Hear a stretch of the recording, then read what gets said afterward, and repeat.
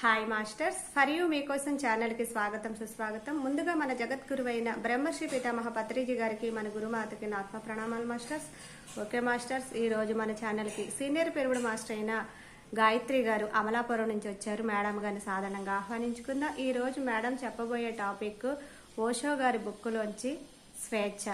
ఈ ఆత్మజ్ఞానం అందించడానికి మేడం గారికి వెల్కమ్ చెప్దాం మాస్టర్స్. నమస్తే మేడం, వెల్కమ్ మేడం. నేను ఈ ఆనాపానసతి ధ్యాన విధానంలోకి 1998లో ఒక పాంప్లెట్ ద్వారా నేర్చుకొని వచ్చాను. సో అక్కడి నుంచి ఇందులో నా ప్రయాణం జరుగుతూ వచ్చింది. మరి పత్రి సార్ని కలిసి 2005లో అప్పటి నుంచి వారి అడుగుజాడల్లో నడుస్తూ, వారు చెప్పింది ఆచరిస్తూ, ఎంతో కొంత నేర్చుకోవడానికి, తెలుసుకోవడానికి ప్రయత్నం చేస్తూ, మనం తెలుసుకోవాలని తపన పడుతూ దాంతో ముందుకెళ్తూ ఉన్నాం. సో అలాగే పత్రి సార్ ఏదైతే ప్రాజెక్ట్స్ అంటే శాకాహారము, ధ్యానం, పిరమిడ్ శక్తి, ఈ మూడింటిని తీసుకుని ఆయన ఏదైతే ప్రపంచానికి అందిస్తూ ముందుకెళ్లారో అవి మేడం మీరు కొంచెం బ్యాక్ వెళ్ళరా, మీ లెఫ్ట్ కి జరగరా కొద్దిగా. ఓకే ఓకే ఓకే మేడం, ఓకేనండి.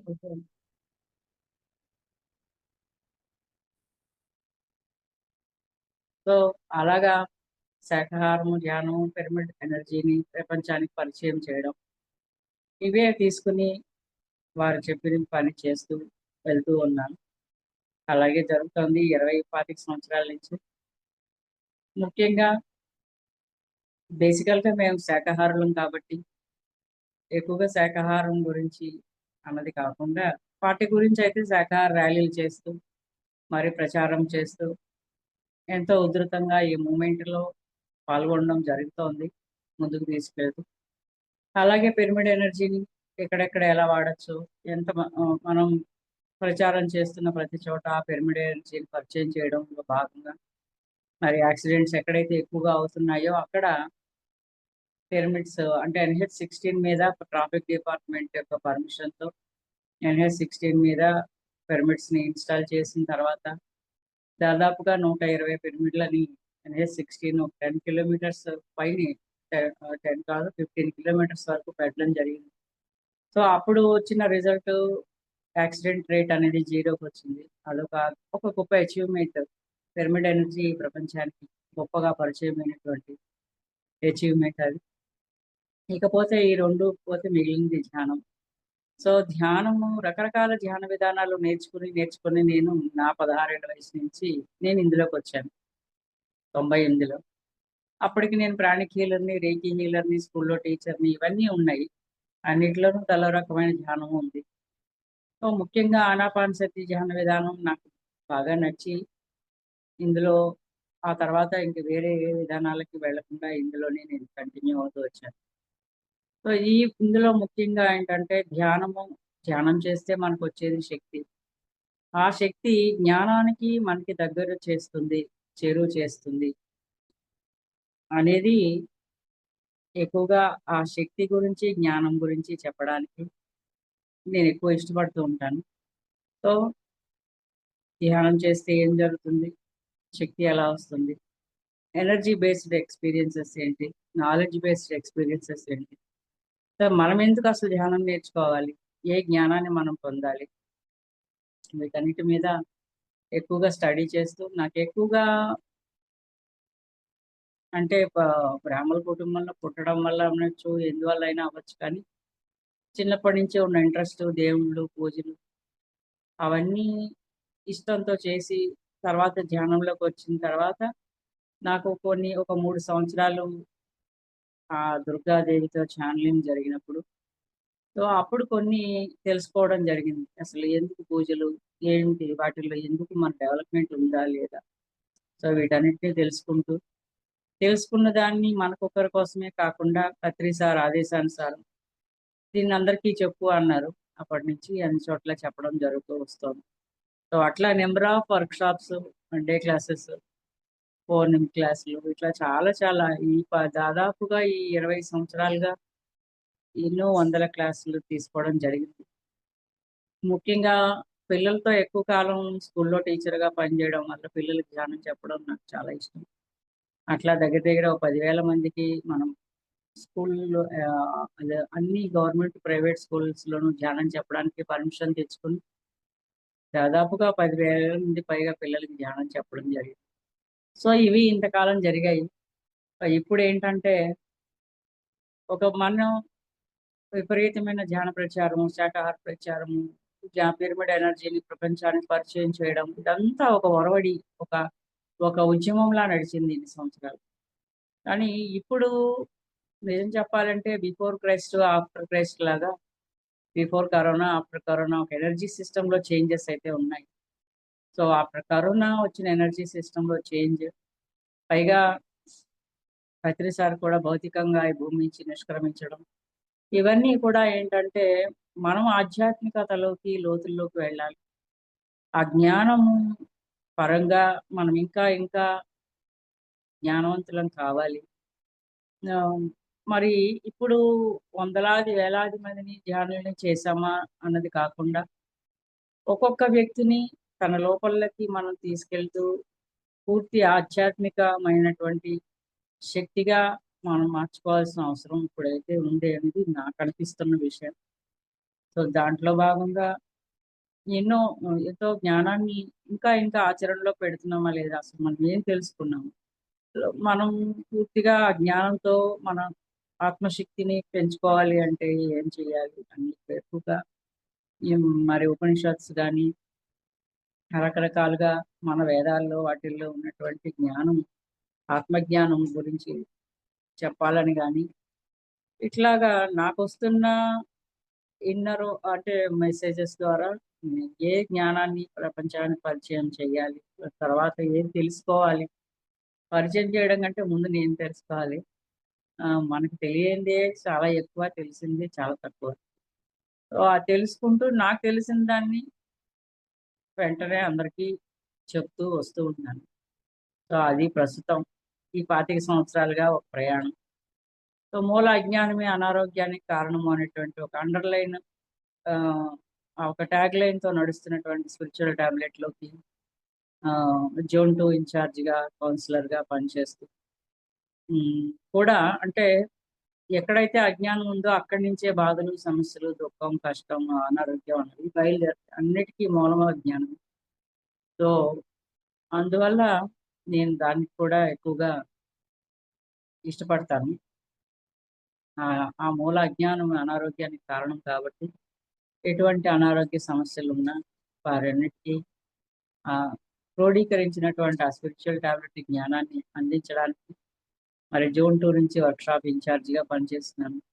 కౌన్సిలర్‌గా పనిచేస్తున్నాను. అది ప్రస్తుతం ఇప్పటివరకు నేను చేస్తున్న పనులు అన్నమాట. సో, ప్రెజెంట్ మనం ఈ ఈరోజు మనం ఏదైతే దివ్య జ్ఞానం అనే టాపిక్ తీసుకున్నామో, ఆ టాపిక్‌లోకి వెళ్ళిపోదాం. దివ్య జ్ఞానం అంటే అర్థం ఏంటంటే, మనము ఈ మెటీరియలిస్టిక్ వరల్డ్‌కి అతీతమైనటువంటి జ్ఞానం. అంటే ఇప్పుడు మనం వంట గురించిన విషయం తెలుసుకున్నాం. అది మన కళ్ళెదురుగా కనిపిస్తున్న, మనం తినడానికి సంబంధించిన జ్ఞానం. అలాగే ఏదైనా ఒక కరెంటు స్విచ్ బోర్డ్‌లు, వైరింగ్‌లు, ఫ్యాన్‌లు వీటన్నిటి గురించి వెనకాల ఉన్న సైన్స్ తెలుసుకుంటున్నాం. ఇవన్నీ మెటీరియలిస్టిక్ వరల్డ్‌కి సంబంధించిన జ్ఞానము లేదా సైన్స్. సో, కానీ మనం దివ్య జ్ఞానం అని దేన్నంటామంటే, ఈ మెటీరియలిస్టిక్ వరల్డ్‌కి అతీతమైనటువంటి జ్ఞానాన్ని మనిషిలో ఉన్నటువంటి నిగూఢమైన శక్తుల్ని వెలికి తీసేటువంటి జ్ఞానం ఏదైతే ఉందో, దానిని దివ్య జ్ఞానం అంటారు. సో, ఈ దివ్య జ్ఞానం ఏం చేస్తుంది అంటే, మనం ఎలక్ట్రికల్ ఇంజినీరింగ్ చదువుకున్నామనుకోండి, ఎలక్ట్రిసిటీ గురించి తెలుసుకుంటాము. వాటితో ఎలా చేస్తాము, అప్లయెన్సెస్ ఎలా పనిచేస్తాయో తెలుస్తుంది. అట్లాగే ఈ దివ్య జ్ఞానం ఏం చేస్తుంది అంటే, మనిషిలో ఉన్నటువంటి నిగూఢమైన శక్తుల గురించి తెలియచేస్తూ, నువ్వెక్కాల్సిన ఆధ్యాత్మిక శిఖరాలని అధిరోహించే వైపుగా నిన్ను తీసుకెళ్తూ హ్మ్. నీలో ఉన్నటువంటి అన్నిటిని నిద్రాణమైపోయిన అన్నిటిని బయటికి తీసుకురావడమే ఈ దివ్య జ్ఞానం చేసే పని. సో, అందుకనేంటంటే, ఎప్పుడైతే మనలో ఆ శక్తులు మేల్కొల్పగలిగామో జ్ఞానం ద్వారా, అప్పుడు మనం ఏదైతే సత్యమో అని మనకి తెలియచేశారో మన గురువులు కానీ మరెవరైనా కానీ తెలియచేశారో ఆ సత్యాన్ని మనమే పరీక్షించి రుజువు చేసుకోవచ్చు, కన్ఫర్మ్ చేసుకోవచ్చు. యెస్, ఇది సత్యము అని. సో ఇప్పటిదాకా మనం ఆ దివ్య జ్ఞానం అన్నది లేనంత వరకు ఎవరో ఇది సత్యము అని చెప్తే వింటాం అంతే. కానీ మనం పరీక్షించి దాన్ని కన్ఫర్మ్ చేసుకోవడం ఎప్పుడు జరుగుతుంది అంటే, ఆ జ్ఞానం మనకి కలిగినప్పుడు జరుగుతుంది. సో నీవు సత్యాన్ని పరీక్షించి రుజువు చేసుకోగలిగే జ్ఞానం ఏదైతే ఉందో అదే దివ్య జ్ఞానం. సో ఈ దివ్య జ్ఞానం అంటే అర్థం ఏంటంటే, మనం ఇక్కడికొచ్చేటప్పటికి ఎలాంటి మూఢనమ్మకాల మీద మనం ఆధారపడాల్సిన అవసరం లేదు. ఏ మూఢనమ్మకాలు ఈ జ్ఞానానికి ఆలంబన కాదు. తర్వాత నీ అంతర్లీనంగా ఉన్న శక్తులు ఎప్పుడైతే జాగృతం పొందుతాయో అప్పుడు మాత్రం వచ్చే జ్ఞానమే దివ్య జ్ఞానం. అంతేగాని బాహ్యంగా ఉన్నటువంటి నమ్మక వ్యవస్థ మీద గాని, ఈ బాహ్యమైనటువంటి జ్ఞానం మీద కానీ ఆధారపడింది కాదు. కాబట్టి దివ్య జ్ఞానానికి ఆధారాలు ఏంటి అంటే మన అనుభవాలే ఆధారం. మనలో ఏదైతే మన లోపలికి మనం వెళ్తామో ధ్యానం ద్వారా, మన లోపలికి మనం మనలో ఉన్న నిద్రాడమైన శక్తుల్ని మేల్కొల్పుకుంటాము. అప్పుడొచ్చే అనుభవాలే ఈ దివ్య జ్ఞానానికి ఆధారాలు తప్పించి మరింకే బయటదేది కూడా ఆధారం కాదు. కాబట్టి ఎప్పుడైతే ఆ వికాసం కలుగుతుందో, దివ్య జ్ఞాన వికాసం కలుగుతుందో, అప్పుడే మనం ఏం చేస్తామంటే, ఆ వికాసం వచ్చినప్పుడే కలిగినప్పుడే బోధనలు అనేది చేయగలుగుతాం. బోధన అంటే మనకు తెలిసిన జ్ఞానాన్ని చెప్పగలగడం, అందించగలగడం. ఆత్మజ్ఞానాన్ని 10 మందికి అందించడం. సో, అప్పుడే మనం చెప్పగలుగుతాం అనేది ఒక ఉదాహరణ. మనం మనం ఆ దివ్య జ్ఞానం వైపుగా వెళ్తున్నామా లేదా అనడానికి మనం చెక్ చేసుకోవడానికి ఒక ఉదాహరణ ఒక నిదర్శనం ఏంటంటే, మనకి కలిగిన జ్ఞానాన్ని, మనకి కలిగిన అనుభవాన్ని 10 మందికి చాలా చక్కగా, అద్భుతంగా అర్థమయ్యేలా, మన జ్ఞానం వాళ్ళకి చేరువయ్యేలాగా చెప్పగలుగుతున్నాము అంటే అర్థం ఏంటంటే, యెస్, మనం ఆ దివ్య జ్ఞానానికి చేరువగా ఉన్నాం. సో, అనుభవాలే ఆధారం కాబట్టే పత్రి సారు నీకు కలిగిన అనుభవాలన్నిటిని ఏది కలిగితే అవి చెప్పమనేవారు. సో, ఈ దివ్య జ్ఞానం యొక్క దర్శనం ఎక్కడుంటుందంటే, ఎక్కడ మనం ఈ దివ్య జ్ఞానాన్ని దర్శించొచ్చు అంటే తెలుసుకోవచ్చు, చూడొచ్చు అంటే అర్థం ఏంటంటే, భూత భవిష్యత్తు వర్తమాన కాలాలు మూడిటిలోనూ. సో, మనం జరిగిపోయిన కాలం పట్టి జ్ఞానం కలిగినప్పుడు మనం కొన్ని బ్లాక్స్ నుంచి బయటపడుతుంటాం. అది మనకు తెలుసు.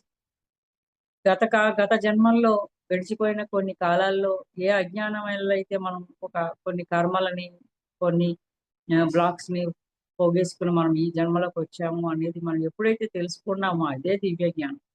సో, అంటే ఏంటంటే, దివ్య జ్ఞానం తాలూకు దర్శనాలు భూతకాలంలోను, భవిష్యత్తు కాలంలోను, వర్తమాన కాలంలోను 3 కాలాల్లోనూ ఉంటాయి. అందుకని ఏంటంటే, మనలో వికసించినటువంటి శక్తి వల్లనే మానవుడికి తన యథార్థమైనటువంటి ఆ స్వరూపం ఎప్పుడైతే తెలుసుకోగలిగాడో అదే వాస్తవాన్ని మనకి తెలియచేస్తుంది. అంటే living in the present moment, నీ వాస్తవానికి నువ్వే సృష్టికర్తవు. ఇవన్నీ విన్నాం. కానీ అవన్నీ మనకెప్పుడు అనుభవంలోకి వస్తాయి, ఆచరణలోకి వస్తాయి అంటే, మనలో ఒక శక్తి విజృంభించాలి, ఒక శక్తి వికసించాలి. మనలో మన యథార్థ స్వరూపం మనం తెలుసుకోగలగాలి. అప్పుడే అదే మనకి ఆ వాస్తవాన్ని తెలియజేస్తుంది. కాబట్టి ప్రకృతిలో మనకి ఎన్నో లోకాలు ఉన్నాయని తెలుసు. ఆ లోకాలన్నీ ఎలా వచ్చాయంటే డిఫరెంట్ డెన్సిటీస్ వల్ల డిఫరెంట్ డెన్సిటీస్ వల్ల కొ కొ కొన్ని విడి భాగాలుగా ఏర్పడినవే లోకాలుగా ఒకే కాలంలో అనేక లోకాలు అనేవి తయారయ్యాయి.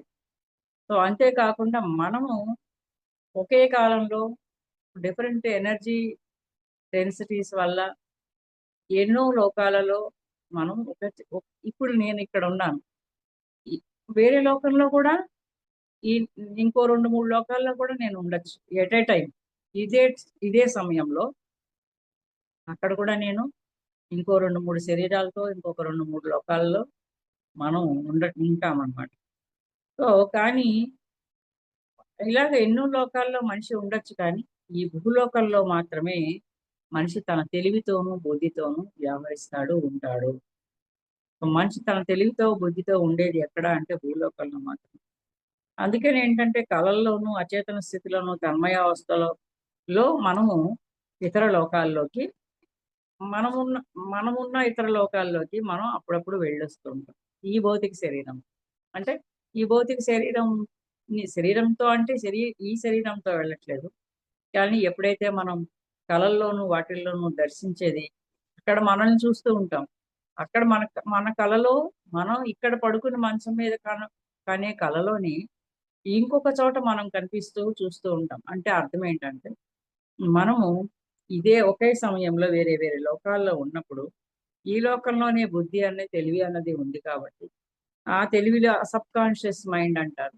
వీటితో మనం ఏం చేస్తున్నామంటే మన కళల్లోనూ మన అచేతన స్థితి అంటే అన్కాన్షియస్ మీరు మీరు గమనించండి, ఒక కోమాలోకి వెళ్ళిన వ్యక్తి కానీ లేదంటే ఏదైనా సర్జరీస్కి అనస్థీషియా ఇచ్చినప్పుడు కానీ సడన్ గా మరణం సంభవించడానికి తగ్గ అంత పెద్ద పరిస్థితి ఏదైనా వచ్చినప్పుడు కానీ వాళ్ళు తాత్కాలికంగా ఒక అచేతన స్థితికి వెళ్ళినప్పుడు అన్కాన్షియస్ అయినప్పుడు మళ్ళీ కాన్షియస్ అయ్యేటప్పుడు చెప్తారు మేము ఎక్కడికో వెళ్ళొచ్చాము అని. సో ఒక అలాంటిలో అప్పుడు కానీ తన్మయత్వం అది భక్తి కావచ్చు, జ్ఞానం కావచ్చు, వైరాగ్యం కావచ్చు, లేదా భౌతికంగా మనము ఒక తన్మయత్వ స్థితి కలిగించేది ఏదైనా కావచ్చు. అలాంటి కాలాల్లో అలాంటి సమయంలో కూడా మనము వేరే లోకాల్లోకి దర్శనాలు అప్పుడప్పుడు మనకి కలుగుతూ ఉంటాయి. తన్మయత్వ స్థితి అనేది ఎలా కలిగినా ఆ టైంలో కూడా మనం వేరే లోకాల్లో దర్శనాలని పొందుతూ ఉంటాం. కాబట్టి ఏంటంటే ఈ లోకంలో ఉన్న ఈ శరీరానికి మాత్రమే మరణం అనేది ఉంది. వేరే వేరే లోకాల్లో మనమే ఎప్పుడు ఇదే సమయంలో ఉన్నా కానీ ఆ శరీరాలకి మరణం లేదు. కాబట్టి ఈ లోకంలో ఉన్న ఈ శరీరానికి మరణం సంభవించిన వేరే లోకాల్లో ఉన్న మనకి ఎలాంటి మార్పు, ఎలాంటి మరణము, ఏ ప్రభావం ఈ భౌతిక శరీరం తాలూకు మరణం అన్నది వాటి మీద ఎలాంటి ప్రభావం చూపించదు. కాబట్టి ఆత్మ సత్యం, జగత్ మిథ్య అంటే ఇదే అన్నమాట. దీన్ని బట్టి మనకు అర్థమవుతుంది.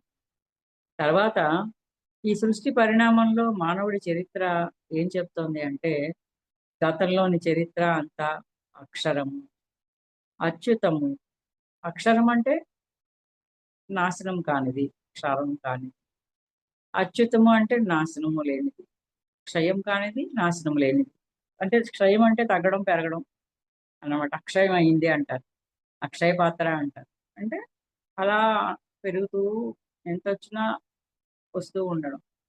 అలాగే అచ్యుతము అంటే ఏంటంటే నాశనం లేనిది అని, ఎప్పటికీ చెరిగిపోనిది అని అర్థం. సో సో మనిషికి ఎంతటి చరిత్ర ఉందంటే ఇతను తాలూకు గత చరిత్ర అంతా అక్షరము, అచ్యుతము అంటే నాశనం లేనిది అని అర్థం. మానవుడు భగవదంశ సంభూతుడని మన వెనక ఎంతో సృష్టి పరిణామం ఉందని మనకు అందరికీ తెలుసు. ఈ సృష్టి పరిణామంలో 2 భాగాలు ఉన్నాయి. అవేంటి అంటే ఒకటి అంతర్గతమైన ఆత్మ సంబంధం, 2 బాహ్యమైనటువంటి శారీరక సంబంధం. సో ఆత్మపరంగా చూస్తే మానవుడికి ఈ జీవితం చాలా సుదీర్ఘం అని తెలుస్తుంది. ఎందుకంటే మరి సుదీర్ఘమేగా. ఈ ఈ ఆత్మ ఎన్నో వేల సంవత్సరాల నుంచి ఎక్కడెక్కడి నుంచో ఎన్నో శరీరాలు, ఎన్నో జన్మలు, ఎన్నో లోకాల్లో తీసుకుంటూ వస్తూనే ఉంది. అంటే అర్థం ఏంటి? ఆత్మపరంగా చూస్తే ఈ జీవితం అన్నది ఏదో 70, 80, 90 ఏళ్ళకి నిర్దేశించబడిన జీవితం కాదు. చాలా సుదీర్ఘమైన జీవితం. ఎన్నో జన్మల ఆత్మక అనుభవాలు. అంటే ఎన్నో జన్మలు అంటే అర్థం ఏంటి? ఖనిజాలు అనుభవాలు, వృక్షాల అనుభవాలు, జలచరాల అనుభవాలు, భూచరాల అనుభవాలు, ఇవన్నీ కూడా ఒక ఆత్మకి సంబంధించినవే. ఎందుకంటే అక్కడక్కడి నుంచి కూడా మనం జన్మలు తీసుకుని వచ్చాం కాబట్టి. సో కాబట్టి ఈ ఆత్మ జీవితము అన్నది చూసుకుంటే చాలా సుదీర్ఘమైనది. ఇప్పుడు నీ జీవితకాలం ఎంత అని ఎవరినైనా అడిగితే మనం ఎక్కడి నుంచి పుట్టుకొచ్చామో అక్కడి నుంచి మనం చూసుకుంటే కొన్ని లక్షల సంవత్సరాలు అని చెప్పచ్చు. ఇంకా ఇంకా నీకు ఇంకా ఎంత జీవితం ఉంది అని ఎవరైనా అడిగితే ఇక ముందు మనం ఇంకెన్ని సంవత్సరాలు, ఎన్ని చోట్ల, ఎన్ని ఎన్ని ఎన్ని జన్మలు తీసుకుంటాము, అంత జీవితం ఇంకా ఉందని చెప్పొచ్చు. సో, అందువల్ల ఏంటంటే ఆత్మ గురించి తెలుసుకుంటే మన జీవితం అన్నది చాలా పెద్దది, చాలా సుదీర్ఘమైనది అని తెలుస్తుంది. వర్తమానంలో మనం జీవిస్తున్నప్పుడు ఆహ్, అయితే ఈ వర్తమానంలో ఉన్న రోజులు మనకి చావుతో పూర్తవుతాయి. బతుకు పుట్టడంతో మొదలవుతాయి. చావుతో పూర్తవుతాయి. కానీ ఇదే ఈరోజు ఈ పుట్టిన ఈ ఈ ఈ వర్తమానం, ఈ చచ్చిపోయిన ఈ వర్తమానం రేపటికి ఏమవుతుందంటే గతం అవుతుంది. అంటే ఇలాంటి గతాలు చాలా ఉన్నాయిగా మరి మనకి. అంటే గతములో ఎన్నో చావులు, ఎన్నో పుట్టుకలు మనకి ఉన్నాయి. అలాగే ఎన్నో చావులు, ఎన్నో పుట్టుకలు ఇక ముందు భవిష్యత్తులో కూడా ఉంటాయి. సో, భవిష్యత్తు గురించి దివ్య జ్ఞానం ఎలా తెలుస్తుంది అంటే, మనకంటే ముందు వెళ్ళిన వాళ్ళకి మనకి ఈరోజు భవిష్యత్తు. కానీ మనకంటే ముందు వెళ్ళిపోయిన వాళ్ళకి అది గతం. కాబట్టి కొన్ని కొన్ని సార్లు మన భవిష్యత్తుని మన రేపట్లో ఏముందో మనకంటే ముందు వెళ్ళిపోయిన వాళ్ళు చెప్పగలరు గూడా. అట్లా వచ్చేవే మెసేజెస్ అన్నీ కూడా చాలా వరకు. ఛానెలింగ్ మెసేజ్‌లు ఇవన్నీ ఎక్కడి నుంచి వస్తున్నాయి? ఎలా వస్తున్నాయి? అంటే మనకేదైతే గతమో అది మనకేదైతే భవిష్యత్తో అది వాళ్ళకి గతం కాబట్టి, ఆ స్థాయి నుంచి చూసి చెప్పగలుగుతున్నారు. అంటే అర్థం ఏంటంటే, మనకంటే ముందు వెళ్ళిన మన పూర్వీకుల ద్వారా వదిలి వెళ్ళినటువంటి అడుగుజాడలు, మన పూర్వీకులు మన కోసం వదిలి వెళ్ళిన అడుగుజాడల ద్వారా, మనకు ఈ కాలచక్రం యొక్క లక్ష్యం అనేది మనకి అర్థమవుతుంది, కనపడుతుంది. మన భవిష్యత్తు మనకంటే ముందు వెళ్ళిన వాళ్ళ యొక్క ద్వారా మన భవిష్యత్తు ఏంటనేది మనకి తెలుస్తుంది. సో, అశోకుడు చెట్లు నాటించాడు అని ఎన్నో మంది ఎప్పుడో చదువుకున్నాం. సో, అక్కడి నుంచి ఇంకా ఎన్నో మంది చెట్లు నాటుతూనే ఉన్నారు. కానీ అశోకుడు చెట్లు నాటించడం అన్నది మన పూర్వీకుడు. మన ముందు మనకాయన ఒక మార్గదర్శకత్వంగా వదిలి వెళ్ళిన అడుగుజాడల్లో మనం నడిచాం. ఆ రోజుకది, అది వర్తమానం. ఆయన ఆయనకి సంబంధించిన గతం మనకి వర్తమానమైంది. అలాగే ఈ రోజు కూడా మనము ఈ భూమి మీద ఏదైతే వదిలి వెళ్తామో అది రేపటికి మరొకళ్ళకి వర్తమానం అవుతుంది. ఈరోజు మనం వదిలిపెడుతున్నది మనం ఇచ్చే జ్ఞానం గమనండి. మనం చేస్తున్న ప్రతిసారి అడుగుజాడల్లో నడుస్తున్నాం. అయిపోయింది కదా! ఇప్పుడు వారు లేరు. కానీ వారి వదిలిపెట్టి వెళ్ళిన గతం అనేటువంటి జ్ఞానమే ఈరోజు మనందరి వర్తమానం. ఈరోజు మనం వదిలి వెళుతున్న జ్ఞానమే రేపు మరికొంతమందికి రాబోయే వారికి వర్తమానం. సో, ఈ రకంగా మనం భూత భవిష్యత్తు వర్తమాన కాలాన్ని అర్థం చేసుకోగలిగితే అంటే నేను శరీరం కాదు ఆత్మని అన్న ఒక స్టేట్మెంట్ ఇవ్వడం చాలా తేలిక కానీ, దాని వెనక ఉన్నటువంటి జ్ఞానాన్ని అర్థం చేసుకోవడమే ఇక్కడ దివ్య జ్ఞానం. సో, దివ్య జ్ఞానం వలన లభించేటువంటి ఒక జ్ఞాన కాంతి ఏదైతే ఉంటుందో, ఆ కాంతి ఏమవుతుందంటే, మన సమస్యలకి పరిష్కారాలన్నీ, మన చిక్కులన్నిటికి మాయమైపోయేలా చేస్తుంది. సో, ఎక్కడ జ్ఞానం ఉంటే అక్కడ వెలుతురున్నట్టు. ఎక్కడ వెలుతురున్నట్టే అక్కడ జ్ఞానం ఉన్నట్టు. ఎక్కడ అజ్ఞానం ఉంటే అక్కడ చీకటే ఉన్నట్టు కదా! మరి మనకి ఒక దివ్య జ్ఞానం కలుగుతోంది అంటే అర్థం ఏంటంటే, మనకొక దివ్య కాంతి కూడా తోడవుతుంది. ఆ కాంతి ఏం చేస్తుందంటే, మన అన్ని సమస్యలకి పరిష్కారాలనిస్తుంది. మన చిక్కులన్నీ మాయమైపోయేలా చేస్తుంది. అందుకని ఏ సమస్య వచ్చినా కళ్ళు మూసుకో, ధ్యానం చెయి అని చెప్తూ ఉంటాం మనం. అందువల్ల దివ్య జ్ఞానం అన్ని గందరగోళ పరిస్థితుల్ని బ్యాలెన్స్ చేస్తుంది. సో, ఎప్పుడైతే ఆ దివ్యత్వం వైపు నువ్వు వెళుతున్నావో, ఆ దివ్య జ్ఞానాన్ని నువ్వు పొందుతున్నావో, మనం బయట మన లోపల ఉన్న ఎన్నో గందరగోళాలకి, ఎన్నో సమస్యలకి అదే పరిష్కారం, అదే కాంతి మార్గం.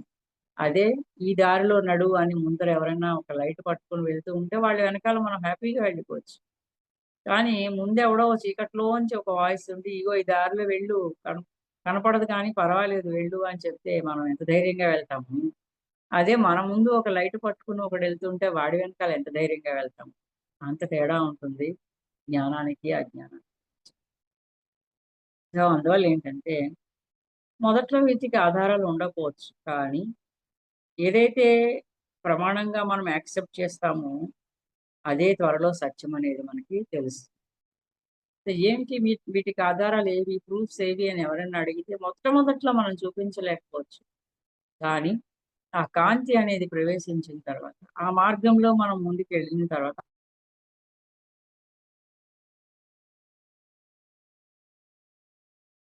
ప్రపంచానికి కనపడుతుంది. ఎందుకంటే దివ్య జ్ఞానం మన ముందు జీవిత నాటకాన్ని నిర్దిష్టమైనటువంటి న్యాయమైన రీతిలో చూపిస్తుంది. సో దివ్య జ్ఞానం కలిగితేనే జీవితం నాటకం అని అర్థమవుతుంది. అప్పటిదాకా ఎవరిది ఏది నాటకం అని అర్థం అవ్వదు. మనమే జీవించేస్తూ అందులో పడి కొట్టుకుపోతూ ఆ దుఃఖంలోనూ, ఆ మాయలోనూ, ఆ షడ్వర్గాల్లోనూ పడిపోతూ, లేస్తూ ఎంతో ప్రయత్నం చేస్తూ ఉంటాం. ఇదే జీవితం అని అమ్మో! ఈ క్షణమే శాశ్వతమని. కానీ ఎప్పుడైతే మనకి దివ్య జ్ఞానం కలిగిందో, అదేం చేస్తుందంటే మన ముందు ఉన్నటువంటి జీవితం అన్ని ఒక నాటకంగా మనకి చూపిస్తుంది. నిర్దిష్టమైనటువంటి న్యాయమైన రీతిలో చూపిస్తుంది అది కూడా. యెస్, ఇది తప్పు, ఇది రైటు. ఇదే న్యాయం, ఏంటి ఆ సత్యం అన్నది మనకి ఈ దివ్య జ్ఞానం అనేది తెలియచేస్తుంది. దివ్య జ్ఞానం మోడర్న్ మనిషికి సిద్ధ పురుషులను, వారి సాన్నిహిత్యాన్ని ఇస్తుంది. అంటే దివ్య జ్ఞానం అంటే కలిగితే ఏమన్నాము, మన ముందున్న వాళ్ళ అడుగుజాడలే, వారి యొక్క వర్తమానమే మన భవిష్యత్తు అయింది అనుకున్నాం. కాబట్టి ఈ దివ్య జ్ఞానం మనకి ఎప్పుడైతే కొత్త కొత్త జనరేషన్ వస్తున్నాయో వాళ్ళు మోడర్న్ మనుషులు అనుకుంటే కనుక వాళ్ళందరికీ సిద్ధ పురుషులని వాళ్ళ సాన్నిహిత్యాన్ని మనకి కలిగజేస్తుంది. ఎలా అంటే ఇప్పుడు ఈ భూమి మీద చిరంజీవులుగా ఉన్నటువంటి మహావతార్ బాబాజీ లాంటి వాళ్ళు, ఆంజనేయ స్వామి లాంటి వాళ్ళు, వీళ్ళంతా మన ముందు వెళ్ళే చిరంజీవులుగా చిరస్థాయిగా నిలిచిన వాళ్ళు. సో వాళ్ళేగా ఈ రోజుకి మార్గదర్శకులుగా నిలబడుతూ ఎంతో మందికి గురువులుగా ఉంటూ మనకి మనల్ని వాళ్ళకి చేరువ చేస్తున్నది ఏమిటి? ఈ ధ్యానము, జ్ఞానమే. లేనిదే చాలా మంది, కొన్ని కోట్ల మంది ఈ ప్రపంచంలో ఉన్నారు. కానీ ఎంతమంది వారి అడుగుజాడల్లో నడవగలుగుతున్నారు? ఎంతమంది వారితో మాట్లాడగలుగుతున్నారు? ఎంతమంది వారి ద్వారా జ్ఞానాన్ని తీసుకోగలుగుతున్నారు? సో మన ఫిజికల్ సైన్స్ ఎప్పుడు ఒక చివరి అణువు వరకు ఓడిపోయింది. ఆఖరి అణువు వరకు వచ్చి అక్కడ ఓడిపోతుంది ఫిజికల్ సైన్స్. కానీ పైలోకాల మాస్టర్స్, వాళ్ళ పనిచేసే తీరు, ఇవన్నీ తెలుసుకున్నాక వారితో కలిసి మనకి చిన్న ఉడతలా అయినా సరే పనిచేయాలని మనకు అనిపిస్తుంది. ఎందుకంటే ఫిజికల్ సైన్స్ ఎక్కడైతే ఓడిపోతుందో అక్కడి నుంచి ఆధ్యాత్మికత అన్నది మొదలవుతుంది అన్నది మనకి ఇక్కడ మనం తెలుసుకోవాలి. సో ఓడిపోవడం అంటే ఎన్నాళ్ళు ప్రూవ్ చేసుకోవడానికి ప్రయత్నం చేస్తూనే ఉంటాం. కానీ ఎప్పుడో ఒక చోట ఇదంతా అయిపోయింది, ఇంక ఇక్కడితో లేదు అన్న ఒక ఎండ్ పాయింట్‌కి వచ్చిన తర్వాత అప్పుడు ఆధ్యాత్మికత అన్నది మనకి మొదలవుతుంది. సో శాస్త్ర సమ్మతమే. ఆధ్యాత్మికత కూడా ఒక శాస్త్రమే. కానీ నువ్వు కంటితో కనబడే సైన్స్‌తోను, కంటితో కనపడే దాంతోనే ప్రూఫ్ వెతికితే మాత్రం కనిపించదు. సో మనకి ఈ స్థితిలో మన కర్మ భారాన్ని తగ్గించుకునే అవకాశం మనకి దివ్య జ్ఞానం ఇస్తుంది. సో అందుకనే జ్ఞానాగ్ని దత్త కర్మాణం. సో మన కర్మభారాన్ని తొలగించుకునే అవకాశం మనకే దివ్య జ్ఞానం కలుగజేస్తుంది. జ్ఞాన శిఖరాన్ని మనం శ్రమ కోర్చి నిలువుగా ఎక్కుతామా, కొండ చుట్టూ తిరుగుతూ ఎక్కుతామా అనేది మన ఇష్టం. అంటే జ్ఞానం అనేది ఒక శిఖరం అనుకుంటే కనుక నువ్వు కష్టమైనా సరే స్ట్రైట్ గా ఎక్కేస్తావా, తక్కువ టైంలో వెళ్ళిపోతావు. లేదు నేను సుఖంగా నిదానంగా వస్తానంటావా, ఇలా చుట్టూతా తిరుగుతూ రావచ్చు. సో జ్ఞానం అన్నది ఒక శిఖరం అయితే దాన్ని నువ్వు స్ట్రైట్ గా ఎక్కేస్తావా కష్టపడి, లేదా గుండ్రంగా తిరిగి వస్తావా అనేది నీ ఇష్టం. ఇక్కడ ఎవరి ఇష్టాలు ఇలాగే రావాలి అని నిర్దేశించబడింది ఏది లేదు. సో అందుకనే మనకి చాలా మందికి ధ్యానంలోకి వచ్చిన కొత్తల్లోనూ ఆ జ్ఞాన మార్గంలో మనం ప్రయాణం చేస్తున్నప్పుడు ఏవో కొండలు ఎక్కుతున్న కవలు కూడా వస్తాం. ఇవన్నీ మనం ఆ దివ్య జ్ఞానం అనే శిఖరాన్ని ఎక్కుతున్నామనడానికి ఈ కళలు మనకి ఒక ప్రమాణంగా కనిపిస్తుంది. తర్వాత ఈ సాధనలో మనం ఎప్పుడైతే విజయం సాధించామో అప్పుడు మనకొచ్చే ఫలం ఎలా ఉంటుందంటే, ఫలితం ఎలా ఉంటుందంటే మనం పడిన కష్టానికి 100 రెట్లు ఎక్కువగా ఉంటుంది. అంత గొప్ప ఫలితాన్ని ఒక దివ్య జ్ఞానం మాత్రమే ఇస్తుంది. మరి ఇంకోటి ఏది ఇవ్వదు. అందుకనే ఎన్నో ఎన్నో అనుభవాలు మనం గత కాలపు చరిత్రలో చదివాం. ఇప్పుడు ఇప్పుడు ఛానళ్ళందరి ద్వారా వింటున్నాం. ఇవన్నీ కూడా ఈ సాధనలో విజయం సాధించడం వల్ల వచ్చిన ఫలితాలే. ఆ ఫలితాలు ఎలా ఉంటాయంటే, నీ కష్టం ఇంత చిన్న ఆవగింజంత ఉంటే, దివ్య జ్ఞానం ఇచ్చే ఫలితం మాత్రం అంత ఉంటుంది. మనకున్న 7 శరీరాల మీద మనకి పరిమితులు తొలుగుతాయి. సరే, ఇప్పుడు మనము ఈ ఫిజికల్ బాడీకి ఎలాగైతే లిమిట్ అయి ఉన్నామో, చావే ఇక్కడ ఈ ఫిజికల్ బాడీ నుంచి మనల్ని బయటికి తీసుకొచ్చేది. కానీ మిగతా 6 శరీరాలకి కూడా మనము బౌండ్ అయిపోయి ఉంటాం. కానీ ఎప్పుడైతే జ్ఞానం కలుగుతుందో, అప్పుడు మనకి ఈ మిగతా 6 శరీరాల మీద కూడా ఆ పరిమితులు తొలగించబడతాయి. కాబట్టే మీరు గమనించండి, ధ్యానం చేస్తూ జ్ఞానం జ్ఞానం తెలుసుకుంటూ వెళ్తున్న మనిషి ఆస్ట్రల్ ట్రావెలింగ్ చేయగలుగుతారు. ఆస్ట్రల్ ట్రావెలింగ్ అంటే ఆస్ట్రల్ బాడీతో పరిమితి తొలగడం వల్లనే కదా ఇంతకాలం ఈ శరీరాలకి మనం లోబడిపోయాం. కానీ ఇప్పుడు వాటన్నిటి నుంచి మనం బయటికి రాగలుగుతాం. దివ్య జ్ఞానం అనేది మనుషులని మతాన్ని కాకుండా ఆరోగ్యకరమైన జీవిత ప్రమాణాన్ని నిర్దేశిస్తుంది. అంటే దివ్య జ్ఞానం కలిగితే ఇక్కడ దివ్య జ్ఞానం అనేది ఏం చేస్తుంది అంటే, ఈ మతాలు, మనుషులు, కులాలు, కొట్లాట్లు వీటన్నిటికీ అతీతంగా మనని తీసుకెళ్తుంది. ఎందుకంటే ఇప్పుడే మనము హిందూ మతంకు పుట్టి ఉన్నాం అనుకోండి. కానీ ఇదే మనం గత జన్మల్లో ముస్లింగా పుట్టుండొచ్చు. రాబోయే జన్మలో క్రిస్టియన్‌గా పుట్టొచ్చు. ఇది అర్థమైనప్పుడు మనకి మతాతీత స్థితికి మన ఈ జ్ఞానం తీసుకెళ్తుంది కదా! మన జీవన ప్రమాణాన్ని పెంచుతుంది కదా! నిర్దేశిస్తుంది కదా!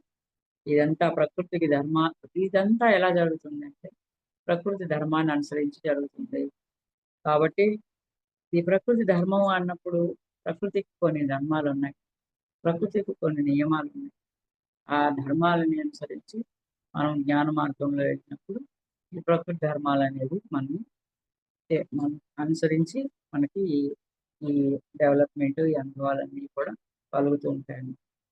సో, ఆధ్యాత్మిక జ్ఞానం కోరుకునేవాడు దేన్నైనా సొంతంగా తెలుసుకుంటాడు. గుడ్డి నమ్మకంతో, మూర్ఖత్వంతో మాత్రం ఉండడు. సో, ఈ దివ్య జ్ఞానం ఏం చేస్తుంది అంటే, సొంతంగా నువ్వు ఈ యొక్క జ్ఞానాన్ని తెలుసుకోగలిగేటువంటి నీ తరచుగా నిన్ను ఎదిగిస్తుంది.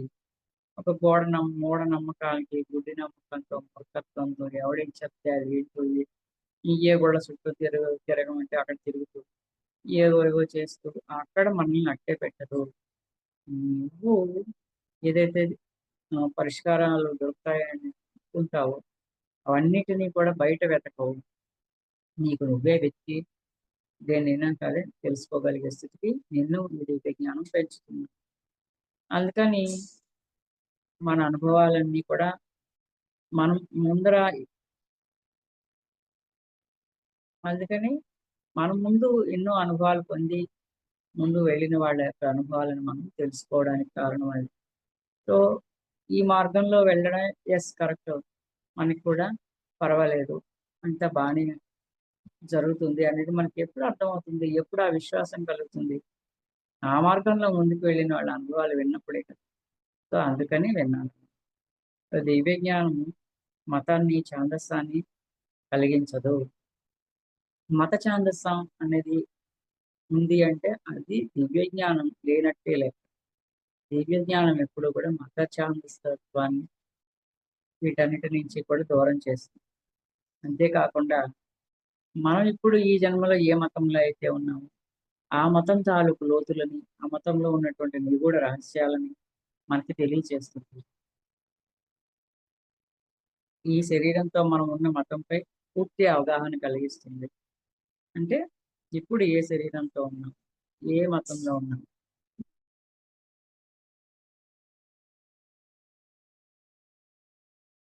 జ్ఞానం అంటే జీవన విజ్ఞాన శాస్త్రం. ఇది ఒక ఆత్మ విజ్ఞాన శాస్త్రం. దివ్య జ్ఞానం అంటే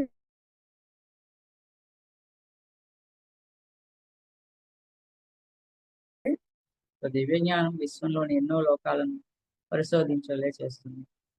సో, మనిషికి ఈ దివ్య జ్ఞానం కలిగితే ఏం చేస్తుందంటే, మనం ఎన్నో లోకాలను ఈ ఒక్క లోకంలోనే సైంటిస్ట్ అయితే తప్పించి ఇక్కడ ఏ పరిశోధన మనం చేయలేం. కానీ మనము భౌతికమైన చదువు లేకపోయినా ఆ దివ్య జ్ఞానాన్ని పొందిన చదువు కనుక మనం చదవగలిగితే అది మనకి ఎన్నో లోకాలను గురించి పరిశోధించేలా చేస్తుంది. మనం ఒక స్పిరిచువల్ సైంటిస్ట్‌ని చేస్తుంది. మరణానంతర స్థితి గురించి, అలాగే మరణం తర్వాత కూడా మనం బతికి ఉండే స్థితి గురించి తెలియచేస్తుంది. తెలుసుకునేలా చేస్తుంది. దివ్య జ్ఞానం మానవాళికి 3 వాస్తవాలనిస్తుంది. 3 పరిపూర్ణ సత్యాలనిస్తుంది. అంటే మన కళ్ళ ముందు కనిపించే వాస్తవాలు, అలాగే ఏవైతే సత్యంగా రూపుదిద్దుకుంటున్నాయో భవిష్యత్తులో అవి. ఇందులో మొదటిది ఏంటంటే ఆ మూడిట్లో ఏమేంటంటే మొదటిది ఆత్మ అమరమైనది. ఆత్మ అమరము అంటే మరణం లేనిది. ఆత్మకి మరణం లేనిది అనేది ఒక మొట్టమొదటి సత్యం. దివ్య జ్ఞానం మనకి తెలియచేసేటువంటి 3 సత్యాల్లో మొట్టమొదటిది ఆత్మకి మరణం లేదు. రెండోదేంటంటే ప్రాణాన్నిచ్చే తత్వం మనలోనే కాదు, మన బయట మన విశ్వం అంతా ఉన్నటువంటి విశ్వశక్తే. నువ్వంటే నాకు ప్రాణం. నీకోసం నా ప్రాణాలైనా ఇచ్చేస్తాను. అది ఎక్కడి నుంచి వచ్చింది మనకి? ఎలా ఇస్తున్నాం మనం? మన ప్రాణాన్ని నిజంగా ఎలా ఇవ్వగలుగుతున్నాం? ఇస్తున్నామా? సో, విశ్వమంతా వ్యాపించి ఉన్న విశ్వశక్తే మనకి ప్రాణాన్ని ఇస్తుంది కాబట్టి, మనకి ఆ ప్రాణాన్ని ఇచ్చే తత్వం అనేది వచ్చింది. లేకపోతే మనకి అసలు ఆలోచన కూడా రాదు. ఆ మాట కూడా రాదు. సో, మూడోదేంటంటే అంటే విశ్వశక్తి గురించి తెలుసుకోగలుగుతాం అని అర్థం. మూడోదేంటంటే ప్రతి మనిషి తనకు తానే తన పరిస్థితులకి కారకుడు. అంటే you create your own reality అనే సత్యాన్ని మనకి అర్థమయ్యేలా చేస్తుంది. సో, ఈ 3 తెలిస్తే చాలు. ఎవడైనా ఒక గొప్ప ఆధ్యాత్మికవేత్త అయిపోతాడు. మొట్టమొదటిది ఆత్మకి మరణం లేదు అని తెలియడం. రెండోది ప్రాణాన్నిచ్చేటువంటి తత్వం విశ్వమంతా వ్యాపించి ఉన్న విశ్వశక్తి వల్ల వస్తుంది అని తెలియడం. అంటే విశ్వశక్తి గురించి తెలియడం. మూడోది నీ పరిస్థితులకు నువ్వే కారణం అని తెలియడం. ఈ 3 గొప్ప సత్యాలని తెలుసుకునేటట్టుగా మనకి ఈ దివ్య జ్ఞానం తెలియజేస్తుంది. ఈ సృష్టి పరిణామ పథకంలో ప్లానింగ్ అన్నమాట. ఈ సృష్టికి ఒక ప్లానింగ్ అనేది ఉంది. ఆ ప్లానింగ్‌లో సృష్టి చేసే ప్లానింగ్‌లో మానవుడికి ఒక నిర్దిష్టమైన స్థానం ఉంది. మనిషికి ఒక పాత్ర ఇచ్చింది సృష్టి కూడా. ఏంటంటే అదే ధర్మం. ఎందుకంటే ఈ సృష్టి ఒక ఒక రచన చేసినప్పుడు మరి మనిషి మనిషి శరీరాలను సృష్టించి దానిలోకి ఆత్మలని ప్రవేశపెట్టి కొన్ని నియమ నిబంధనల్ని ఏర్పరిచి ధర్మబద్ధంగా నువ్వు ఎలా బతకాలో తెలియచేసింది. ఈ ఈ విశ్వరచనే. అంటే ఈ విశ్వరచనలో ఆ విశ్వం చేసే ప్లానింగ్‌లో ఈ మనిషికి కొన్ని స్థానాలు ఇచ్చి ఒక నిర్దిష్టమైన స్థానాన్ని ఇచ్చింది. దానికి కొన్ని ధర్మాలను కూడా ఇచ్చింది. అందుకని ఈ ప్రకృతి ధర్మాలను మనం ఎప్పుడైతే అవగాహన చేసుకొని ప్రకృతికి సహకరిస్తూ వెళ్తామో అప్పుడే మనం వేగంగా ఎదుగుతాము. ఇందాక ఫస్ట్ మీకు స్టార్టింగ్ ఇంట్రడక్షన్‌లో చెప్పాను. After corona, before corona. After Jesus, before Jesus లాగా ప్రతిసారి వెళ్ళిపోయిన తర్వాత ఇప్పుడు అంటే శరీరంతో లేకపోయిన తర్వాత ఇప్పుడు మనందరం కూడా ఇంకా మనల్ని మనం అవగాహన చేసుకుంటూ మన ఇండివిడ్యువాలిటీని, సెల్ఫ్ డెవలప్‌మెంట్‌ని ఎక్కువ ఇంపార్టెన్స్ ఇస్తూ ఇంకా మనం లోపలికి ప్రయాణం చేస్తున్నప్పుడు ఇప్పుడే ఒక నిర్దిష్టమైన వేగంతో కూడినటువంటి ఎదుగుదల మనందరికీ సాధ్యమవుతుంది. ఈ సమయంలో ఇంతవరకు మనం ఎదిగే మార్గాన్ని తెలుసుకుంటూ 10 మందికి ఆ మార్గాన్ని సూచించాం. ఇప్పుడు ఎవరికి వాళ్ళు మరింత లోతుల్లోకి మనం వెళ్ళడానికి ప్రయత్నం చేయడానికి. సో, అందుకని ప్రకృతి ధర్మాన్ని ఎప్పుడైతే నువ్వు అవగాహన చేసుకుంటావో, ప్రకృతికి ఎప్పుడైతే సహకరిస్తావో ఆ ధర్మానికి, అప్పుడే నీ నీ ఎదుగుదల వేగంగా ఉంటుంది. అప్పుడే నువ్వు అనంతమైన ఆనందాన్ని పొందగలుగుతావు. లేదంటే మాత్రం ప్రకృతిని నియమించిన ధర్మానికి విరుద్ధంగా వెళ్ళిన ఆ ధర్మాన్ని అవగాహన చేసుకోకపోతే మనకు మిగిలేది దుఃఖమే, ఆనందం కాదు. అందువల్ల ఎదుగుదల కూడా లేట్ అయిపోతుంది. ఎక్కడ దుఃఖం ఉంటే అక్కడ ఎదుగుదల ఉండదు. ఎక్కడ దుఃఖం ఉంటే అక్కడ జ్ఞానం ఉండదు. ఎక్కడ దుఃఖం ఉంటే అక్కడ శక్తి కూడా క్షీణిస్తుంది. సో, అందువల్ల వీటన్నిటికీ కారణం ఏంటంటే ఈ ప్రకృతి యొక్క ధర్మాన్ని నువ్వు అర్థం చేసుకోకపోవడం. ఎందుకంటే తను నియమించిన ఆ విశ్వ రచనలో నీకంటూ ఓ భాగాన్ని ఇచ్చింది కదా ప్రకృతి. అందులో నీ పోర్ట్‌ఫోలియో ఏంటో తెలుసుకొని నీ పని నువ్వు చేసేయాలి. అంతేకాకుండా చేయకుండా మనమేదో మనకు తోచింది చేస్తే ఏమవుతుంది? మనకు మిగిలేది దుఃఖము, బాధ, అజ్ఞానము ఇవే. సో, ఇదన్నమాట.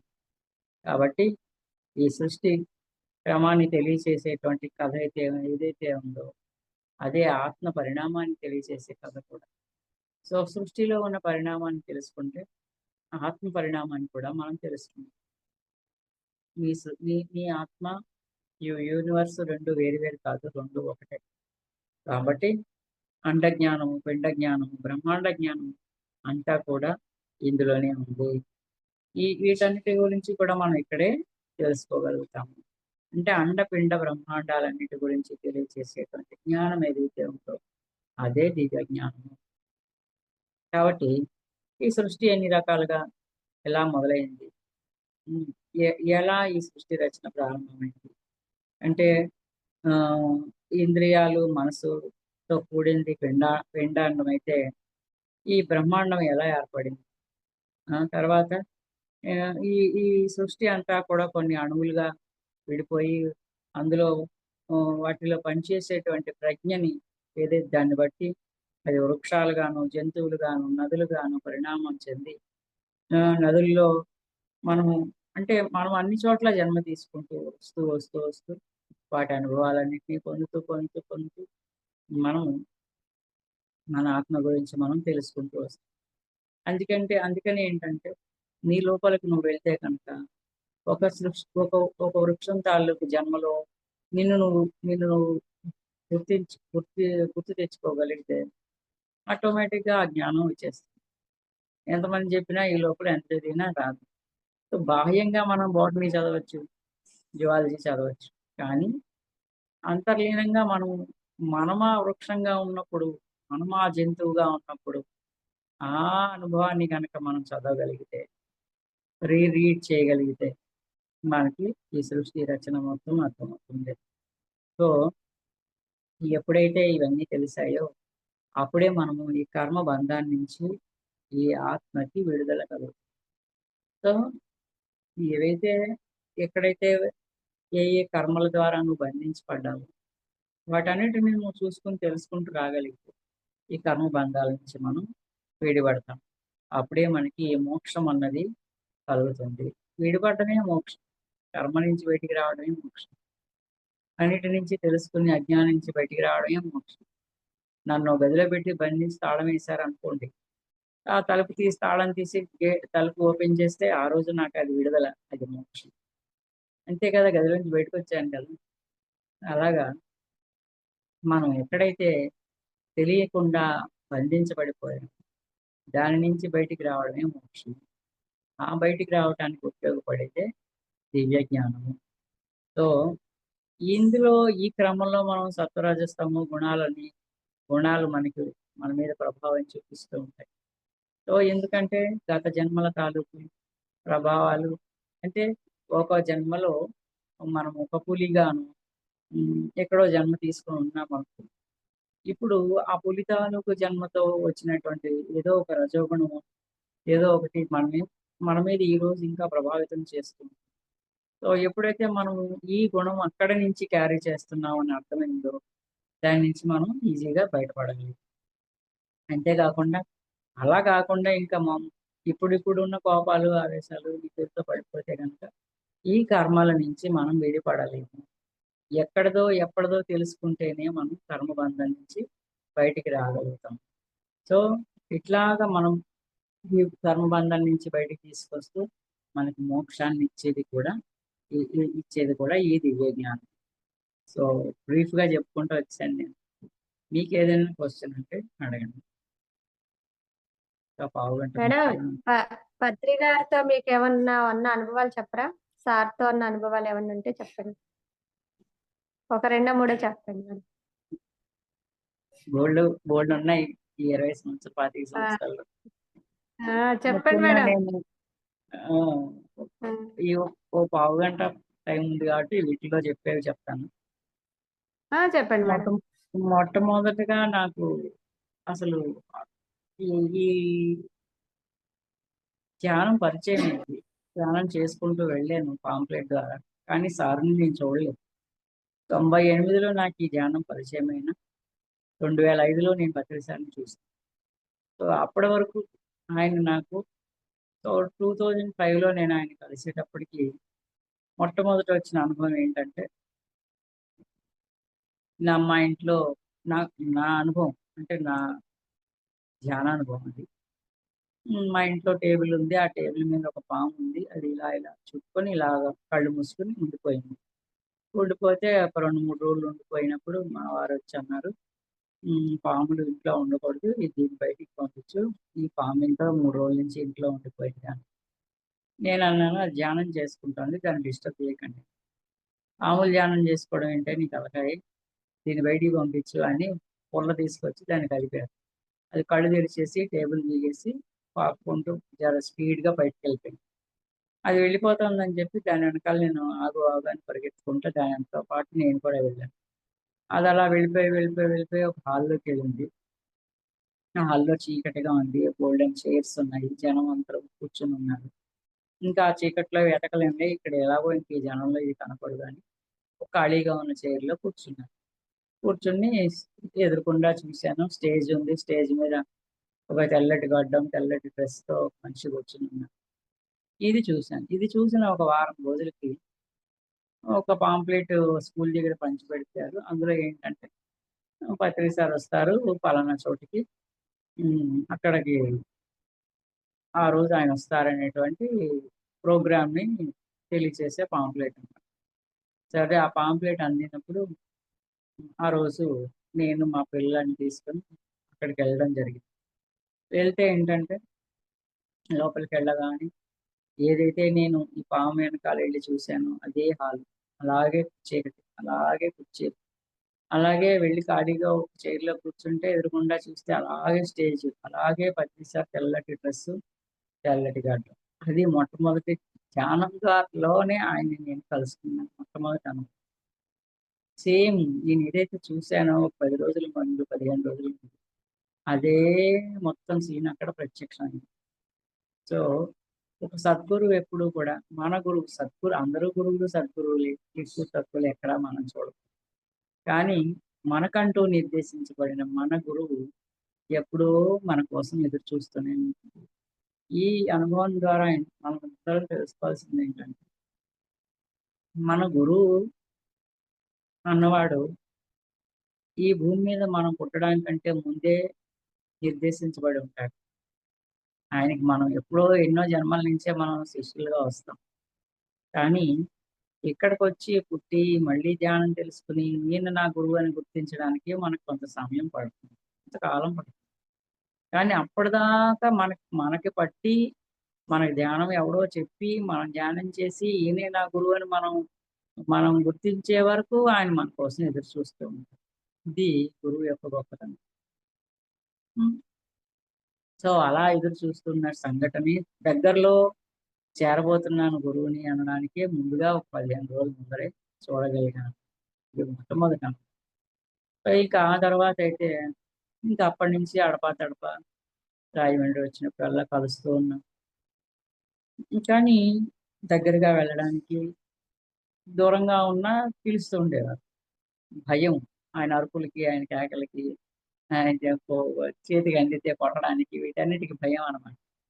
భయమై దూరంగానే ఉండేదాన్ని. ఆ భయాన్ని తగ్గించే వరకు ఆయన పిలుస్తూనే ఉండేవారు దగ్గరికి. కానీ ఎప్పుడు కొట్టలేదు, తిట్టలేదు. అదొకటి అడ్వాంటేజ్ అన్నమాట. ఎందుకంటే భయం అనమాట. ఎప్పుడైనా కొట్టారా, తిట్టారా చచ్చా ఇంక మళ్ళీ దగ్గరికెళ్ళే మనుషులం కాదు. సో, కానీ పిలిచేవారు. ఇలా పాపం ముద్దుగానే, గారంగానే పిలిచేవారు. ఏంటి సంగతి అని అడిగేవారు. ఏ ఎక్స్‌పీరియన్స్ అయినా లేటెస్ట్ ఎక్స్‌పీరియన్సెస్ ఏంటని అడిగేవారు. ప్రతీదీ నాకు ఆయన వచ్చి వెళ్ళి దగ్గర నుంచి మళ్ళీ వచ్చే వరకు ఉన్న ఎక్స్‌పీరియన్స్‌లన్నీ చెప్పేదాన్ని. యెస్. కరెక్ట్, కరెక్ట్ అనేవారు.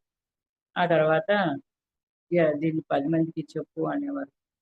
సో, అలాగా ఎందుకంటే మనం ఏ ఎక్స్‌పీరియన్స్‌నైనా కానీ ఇప్పుడంటే ఆయన లేరు కావచ్చు కానీ, ప్రతి వాళ్ళు మనకి ఏది కనపడింది, ఏది కనపడింది అది మన మైండ్‌లో ఎన్నో ఫిల్టర్స్ దాటుకొని ఈ విశ్వం నుంచి, యూనివర్స్ నుంచి ఎన్నో ఫిల్టర్స్ దాటుకొని అది అది మన బుద్ధి ద్వారా బయటికి రావాలి. ఈ మధ్యలో ఎన్నో అడ్డంకులుంటాయి. సో, అందువలన అదే మెసేజ్ అనడానికి, అది మనకు కనపడిందే కరెక్ట్ అనడానికి లేదు. అది కరెక్ట్ అని ఎవరు చెప్పాలి అంటే గురువే చెప్పాలి. సో, గురువు చెప్తేనే అది కరెక్ట్. నేనైతే ఇప్పటికీ అదే విశ్వసిస్తాను. పాత్రిక సార్‌కి అందుకని ప్రతి ఎక్స్‌పీరియన్స్ సార్‌కి చెప్పడం. దాని వెనకాల ఉన్న విషయం వివరించి ఆయన చెప్పడం. యెస్ కరెక్ట్ అంటేనే అది నాకు నిర్దేశం అన్నమాట. అలాగే నేను ఎన్నో తెలుసుకోగలిగాను. కన్ఫర్మ్ చేసుకోగలిగాను. సో, నమ్మాలి. ముందు మన అనుభవాన్ని నమ్మాలి. నమ్మొద్దని నేననను. కానీ కనపడిన ప్రతిదాన్ని కరెక్ట్ అనుకోవడం చూసారా? అది దానికి ఒక ప్రమాణం ఉంటుంది ఎక్కడో అక్కడ.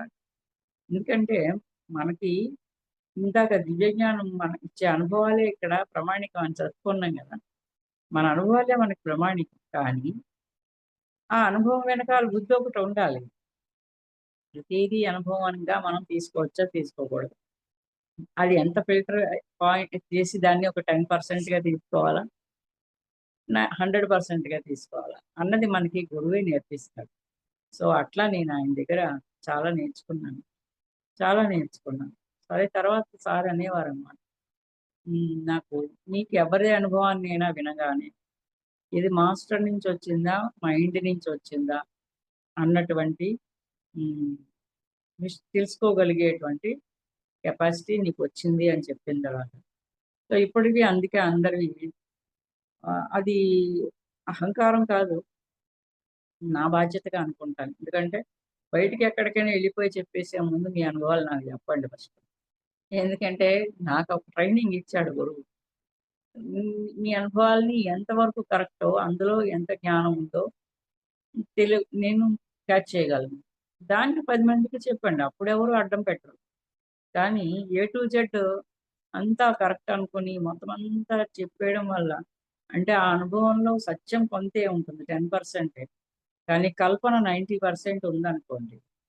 మైండ్ నుంచి మిక్స్ అయిపోయి వచ్చిందనుకోండి. అదేమవుతుందంటే మనిషిని పక్కదారి పట్టిస్తుంది. సో, అలా పక్కదారి పట్టించకూడదు. మన అనుభవం వాళ్ళకి మరింత జ్ఞానాన్ని పెంచేదయ్యి ఉండాలి. సో, అది మాత్రం నేను నా అనుభవాలన్నీ ప్రతిసారికి చెప్తూ, ఆయన చెప్పే వివరణ వింటూ, తద్వారా నాకొచ్చిన జ్ఞానం ట్రైనింగ్ ఆయనిచ్చింది ట్రైనింగ్‌లో నాకు ఏంటంటే, పర్టిక్యులర్‌గా ఎవరి అనుభవాన్నైనా వింటే, దాంట్లో మాస్టర్ మెసేజ్ ఎంతుంది? మైండ్ మెసేజ్ ఎంతుంది? ఖచ్చితంగా నేను చెప్పగలను. సో, అదొకటి నేను చాలా బాగా నేర్చుకోగలిగాను అతడి సార్ నుంచి. సో, తర్వాతదేంటంటే అందరివి ఓహో! ఓహో! అని వింటారు ఆయన. చూసే జనమందరూ ఏమనుకుంటారంటే, ఆయన అంతగా విన్నారంటే నాది కరెక్ట్ అనుకుంటారు. ఎందుకు వింటున్నారో, ఎందుకు కొన్ని కొన్ని చెప్పమంటున్నారు, ఎందుకు కొన్ని విని ఊరుకుంటున్నారు చెప్పమని అంటలేదు. ఈ విజ్ఞత మనకుండాలి. మనం తెలుసుకోవాలి. అప్పుడే మనకి మన అనుభవంలో జ్ఞానం ఎంతుందో గూడా మనకు కూడా అర్థమవుతుంది. అయితే నాది నేను గూడా కనపడ్డ ప్రతీది నా అనుభవాలు అనుకుంటే నేను దేశం మీద పడి చెప్పొస్తే కరెక్ట్ కాదు కదా! అందుకనే నా అనుభవాన్ని ఎప్పుడు నేను ప్రతి సార్ దగ్గర లిట్మస్ టెస్ట్ చేయించుకొని కన్ఫర్మ్ చేసుకొని, అప్పుడే నేను అందరికి ఆయన చెప్పమన్నాకే చెప్పేదాన్ని. సో, అదొకటి. రెండోది ఏంటంటే చాలా చెప్పారు. జీవించడం ఎలాగో చెప్పారు. ఏది చెప్పలేదు ఆయన. ఎప్పుడూ అనేవారనమాట. "మేడం నువ్వెందుకు అంత సీరియస్‌గా ఉంటావు? ఆహ్, నవ్వుతూ ఉండొచ్చు కదా!" అని. నాకు తెలీదు. నాకొక డిసిప్లిన్డ్ బిహేవియర్ అలవాటయిపోయింది. పెంచిన విధానం కానీ, స్కూల్‌లో టీచర్‌గా ఉండడం వల్ల కానీ, వీటన్నిటి వల్ల ఒక ఒక ఒక గంభీరత ఉంటుంది ఫేస్ ఎప్పుడు. "నువ్వెందుకు ఎప్పుడు నవ్వవు? నవ్వుతూ ఉండు" అనేవారు. So, okay. నవ్వుతూ ఉండడం అనేది ఎప్పుడు నవ్వుతూ ఉండాలి.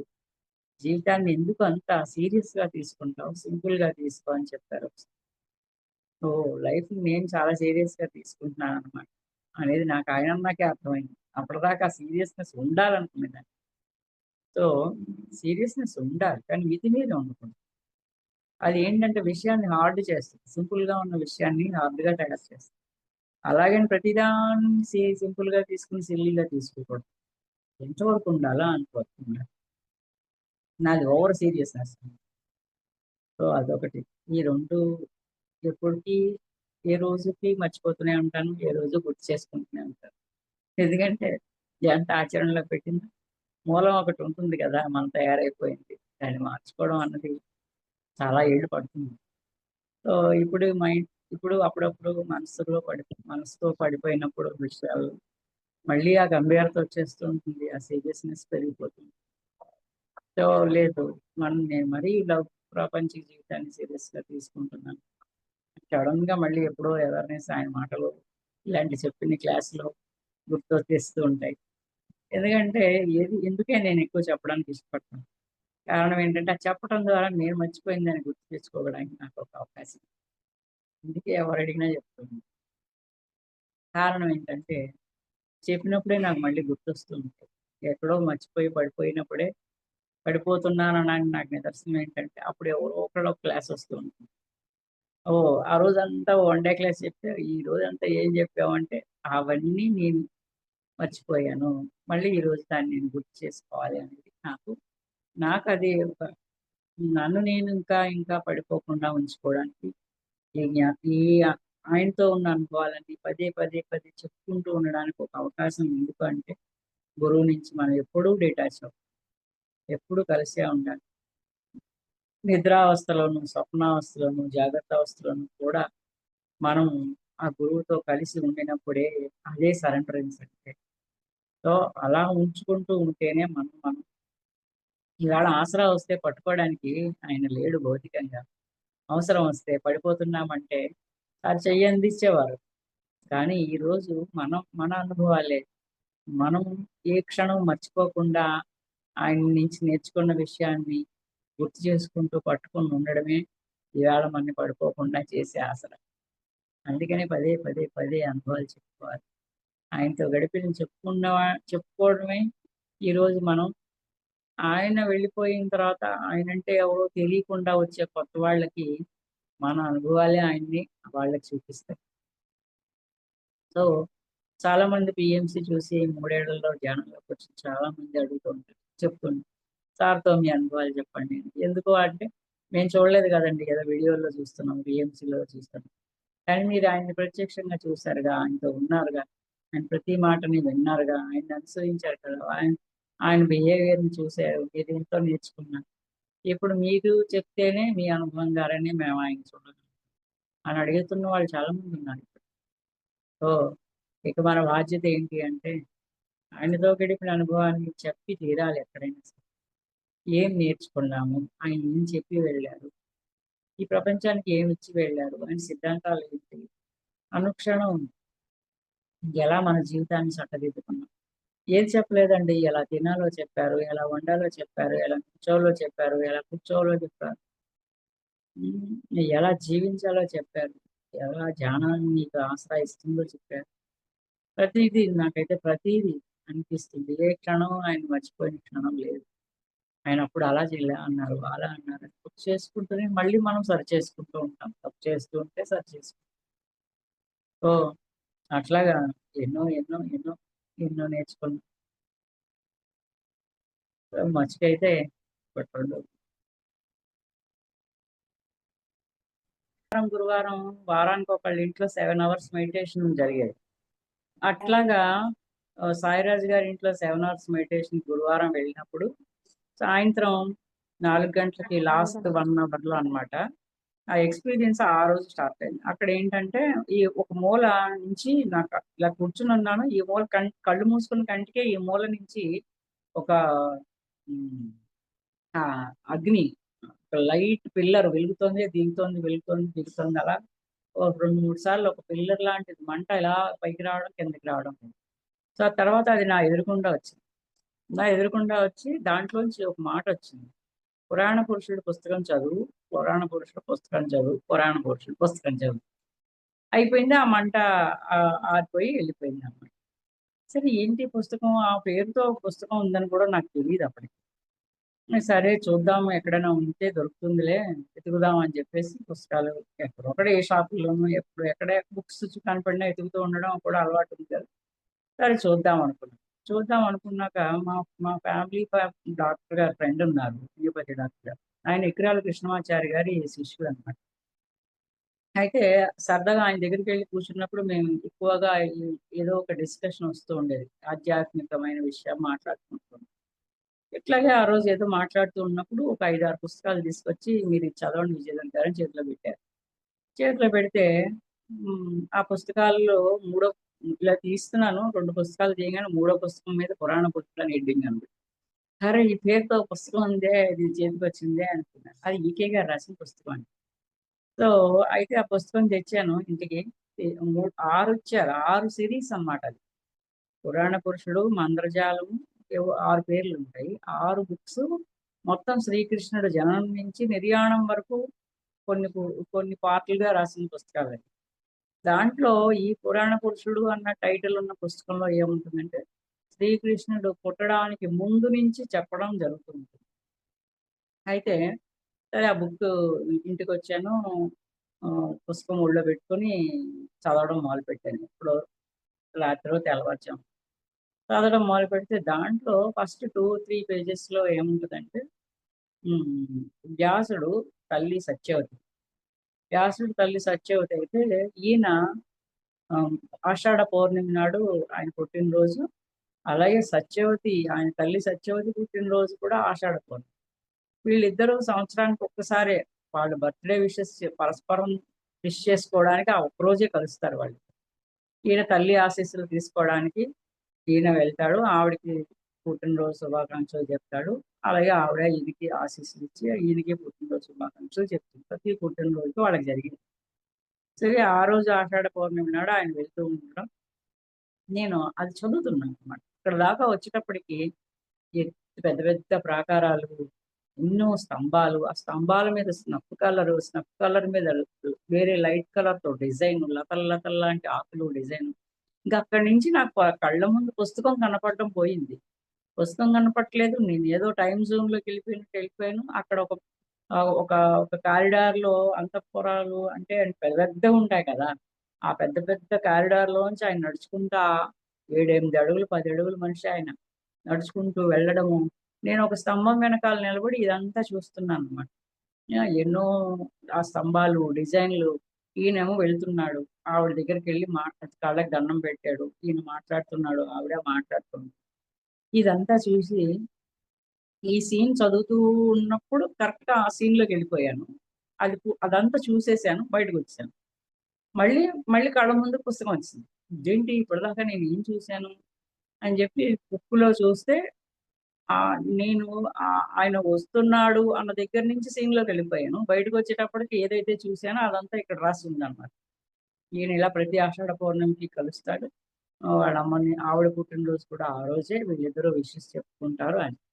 సరే ఇదేంటిది? అప్పుడు నాకు మళ్ళీ పుస్తకం మూసేసి కళ్ళు మూసుకొని ధ్యానానికి కూర్చున్నా. నాకెందుకు కనపడింది ఇదంతా? అసలేంటిది? పుస్తకం చదవమని ఆ రోజు మెడిటేషన్‌లో ఎందుకొచ్చింది? ఒక పిల్లర్ అండి. ఒక లైట్ పిల్లర్ అది. మంట అన్నమాట. అది చెప్పి మాట్లాడింది.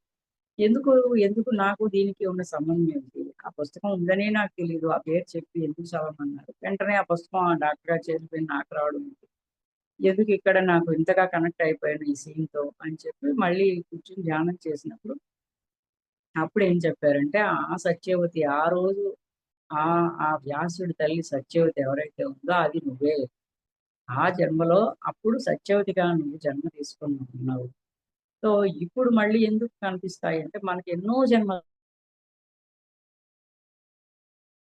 సో, ఆ కొన్ని ఎందుకు అంటే ఇప్పుడు ఆ జన్మలో చేసిన తప్పులు, లోట్లు లేదంటే మన మనం జ్ఞానాన్ని మిస్‌యూజ్ చేయడము, ఇట్లాంటివి ఏవైనా తాలూకు కర్మల్ని కనుక మనం మిగుల్చుకొనుంటే, ఆ కర్మలు మళ్ళీ ఇప్పుడు ఏ జన్మ తీసుకున్నామో ఈ జన్మలో దాన్ని ఆ జ్ఞానాన్ని గుర్తు చేసుకోవడం ద్వారా, అది 10 మందికి పంచడం ద్వారా గుర్తు చేసుకుంటాము అని మనం నిర్దేశించుకుంటాము, ప్లాన్ చేసుకున్నాం. అలాంటి జన్మలే మాత్రమే అంటే అప్పుడు బ్లాక్స్‌ని ఇప్పుడు రిమూవ్ చేసుకోవాల్సినవి కనెక్ట్ అయిన జన్మలు మాత్రమే మనకు కనిపిస్తాయి. అన్నీ కనిపించవు. సో ఇప్పుడు ఏంటి అంటే ఆ అడ్మినిస్ట్రేటివ్ స్కిల్స్ అన్ని నాకు అక్కడి నుంచి వచ్చాయి. నేను మీకు ఒక విషయం చెప్పనా, నేను ఎంఏ అడ్మినిస్ట్రేషన్‌ని నేను పుస్తకం అంటే ఏ పేపర్స్ ఉన్నాయో తెలియలేదు. రేపొద్దున పరీక్ష అనంగా ముందు రోజు రాత్రి పేపర్ మారిపోయిందని తెలిసింది. అప్పుడు చూసాను నేను హాల్ టికెట్ వెనకాల పేపర్ల పేర్లు. అప్పుడు ఈళ్ళు పుస్తకం కొనుక్కొచ్చి నిజం చెప్పాలంటే నాకు అది మొన్నటి పొద్దున 10 గంటలకెళ్ళి పరీక్ష రాసొచ్చేసాను. నాకు అన్ని 60%తో పాసయ్యాను. అంటే ఈ అడ్మినిస్ట్రేటివ్ స్కిల్స్ అన్నీ నాకు ఎక్కడి నుంచి వచ్చాయంటే ఆ బర్త్ నుంచి వచ్చాయి. ఎందుకొచ్చాయి అంటే, ఆ రోజు ఏదైతే ఆ కురు సామ్రాజ్యాన్ని, ఆ సింహాసనాన్ని కాపాడడానికి ఆవిడ ఎన్నో తప్పులు చేసింది మరి. హ్మ్. వీళ్ళందరికీ వ్యాసుడి ద్వారా పిల్లల్ని కలిగించటం, భీష్ముడిని పెళ్లి చేసుకోకుండా అట్టిపెట్టడం, ఇవన్నీ చేసిన తప్పులే కదా! సో, కేవలం రాజ్యాన్ని సింహాసనాన్ని కాపాడటం కోసం చేసిన తప్పులే. సో, కాకపోతే అదే మనిషి ఆ జన్మలోనే రియలైజ్ అయ్యి, ఇంక తను చేసిన వాటి వల్ల ఇంతకంటే తన కళ్ళ ముందే అన్నీ నాశనం అయిపోవడాన్ని కూడా చూసిందావిడ. ఈ వంశానికి పరంపర లేకుండా కూడా పోవడానికి కూడా ఆవిడ చూడాల్సొచ్చింది. సో, అప్పుడు ఆవిడేమంటుందంటే ఇదంతా నిజం చెప్పాలంటే ఎక్కడా చదివింది కాదండి. నాకసలు నేను ఈ జన్మాన్ని భారతాలు, భాగవతాలు చదివినదాన్ని కాదు, విన్నదాన్ని కాదు. ఇవన్నీ నాకు ఇక్కడికొచ్చాక రీకలెక్ట్ అయ్యాయి అక్కడి నుంచి. సో, అప్పుడు నాకు భాగవతం ఈకే గారు రాసిన భాగవతం చదివితే కళ్ళకు కట్టినట్టు అదంతా అర్థమవ్వడం మొదలుపెట్టింది. సో, అదేంటంటే ఆవిడ ఆ చివరి చివరి రోజుల్లో రియలైజ్ అయిపోయి వ్యాసుడిని అడుగుతుందనమాట. నన్నింక అడవిలో దింపేసేయి. ఎప్పుడైతే నేనింకా ఈ యోగ మార్గంలో నా జీవితాన్ని కొనసాగిస్తాను. నేనింక దీన్ని పట్టుకొని నేనే ఏదో రక్షించగలను. ఏదో చేయాలనుకోవడం. నా వల్లే ఇన్ని తప్పులు జరగడం ఇంక కాదు అని రియలైజ్ అయిపోయి నన్ను ఆవిడ అడవిలో దింపేయమంటుంది. సో, ఈయన తీసుకెళ్ళి దింపేస్తాడు. దింపినప్పుడు చెప్తాడనమాట. అమ్మ తల్లిగా అంటే కొడుకుకి, తల్లికి మధ్య మరి ఒక రుణబంధం ఉంటుంది కదా! సో, నీ రుణాన్ని నేను తీర్చుకోవాలి అంటే, నువ్వు నన్ను తలుచుకున్నా నేను నీ ముందు ప్రత్యక్షం అవుతానని వ్యాసుడు చెప్తాడన్నమాట. సో, ఆవిడేమంటుందంటే, ఆఖరి క్షణాల్లో కొడుకు చేతుల మీదుగా వెళ్ళాలి కాబట్టి, ఆ చివరి క్షణాల్లో నేను నిన్ను తలుచుకుంటాను. అప్పుడు నువ్వు నాకొచ్చి నా అంత్యక్రియలు చేయమని అడుగుతుంది. సో, అలాగా ఆవిడ చివరి రోజులన్నీ యోగ సాధనలో గడిపేసింది. సో, దాని తాలూకు అంటే రియలైజ్ అయింది. ఆ జన్మలోనే రియలైజ్ అయిపోయింది తప్పులున్నాయని. కొంత కొంత సాధన కూడా అప్పుడే జరిగిపోయింది కాబట్టే ఇప్పుడు కొంచెం తప్పులు చేయకుండా స్టార్టింగ్ నుంచే ఆ యోగా స్వస్థితికి గుర్తుకొచ్చేటట్టుగా ఇంచుమించు నా లైఫ్‌లో చాలా వరకు చిన్నప్పటి నుంచి ఆధ్యాత్మికత అనేది తెలియకుండా వచ్చింది. ధ్యానం తెలుసుకున్నాక రాలేదు. చాలా చిన్న ఏజ్ నుంచే వచ్చింది. కారణం అదనమాట. సో, అప్పుడు ఆవిడ చనిపోయిన తర్వాత అంటే బాడీ వదిలేసిన తర్వాత కూడా ఆవిడ అంటే మనము ఫోర్త్ డైమెన్షన్‌లోకి అంటే 3 3 అంటాం. 3 డైమెన్షన్‌లో మనం చూసేది హ్మ్. ఎలా ఉంటుందంటే ఈ పొడుగు, వెడల్పు, లోతే ఉంటాయి. కానీ ఫోర్త్ డైమెన్షన్ అంటే అక్కడ మనం వీటన్నిటిని పైనుంచి చూడగలిగేటువంటి డైమెన్షన్‌లోకి వెళ్ళినప్పుడు అంటే చనిపోయిన తర్వాత అక్కడికెళ్ళిన తర్వాత అప్పుడు ఆవిడ అక్కడి నుంచి చూసి జరగబోయే దాన్నంతటిని కూడా వ్యాసుడితో చెప్పి రాయిస్తది. ఆ తర్వాత అందుకనే వేదం వేదమాతగా ఆవిడ మారిందని. ఆవిడ ఆ యోగ మార్గం నుంచి చెప్తేనే ఈయన ముందుగా అన్నీ రాశాడని మనకి నిదర్శనం చెప్తారనమాట. సో, అలాగా కొన్ని అంటే చాలా వరకు ఆయన రాసినవి జరగడానికంటే ముందే రాసినవి చాలా ఉన్నాయి గదా! సో, అలాగా ఆయన రాయగలిగారు. ఆ తర్వాత కూడా ఆవిడ ఆ పని చేసింది. సో, ఇప్పుడు మళ్ళీ కారణం ఆ అడ్మినిస్ట్రేటివ్ స్కిల్స్‌ని ఆధ్యాత్మికతకి వాడడం. రెండోది అప్పుడేవైతే తప్పులు చేశామో ఒకటండి కర్మ బలీయమైంది.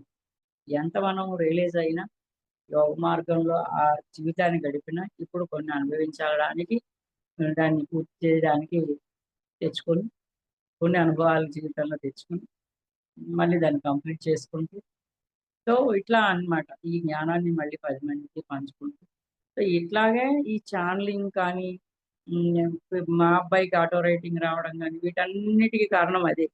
వాడు వ్యాసుడి తాలూకు అంశ, నేను ఆ సత్యవతి తాలూకు అంశ. అందుకని మళ్ళీ ఇద్దరికి ఆ కనెక్షన్ అక్కడ కుదిరింది. సో అది ఆ అనుభవాన్ని పూర్తిగా ఇది విన్నా. ఒక సరైన అనుభవం ఎప్పుడు కూడా ఎదుటి వాళ్ళకి కూడా ఒక ఒక కనువిప్పునో, ఒక వెలుగునో, ఒక జ్ఞానాన్నో కలిగిస్తుంది. ఖచ్చితంగా ఆ సమయానికి అక్కడ వినడానికి ఉన్నారు అంటే వాళ్ళకి ఆ సమయం వచ్చిందని అర్థం. సో అందులో అప్పుడు ఏం చెప్పారంటే ఎందుకు ఈ పుస్తకం చదవాలి అన్నప్పుడు, భాగవతం అంటే కృష్ణుడి జననం అన్న పుస్తకం పురాణ పురుషుల్లో ఉన్నదంటే కృష్ణ జననమే.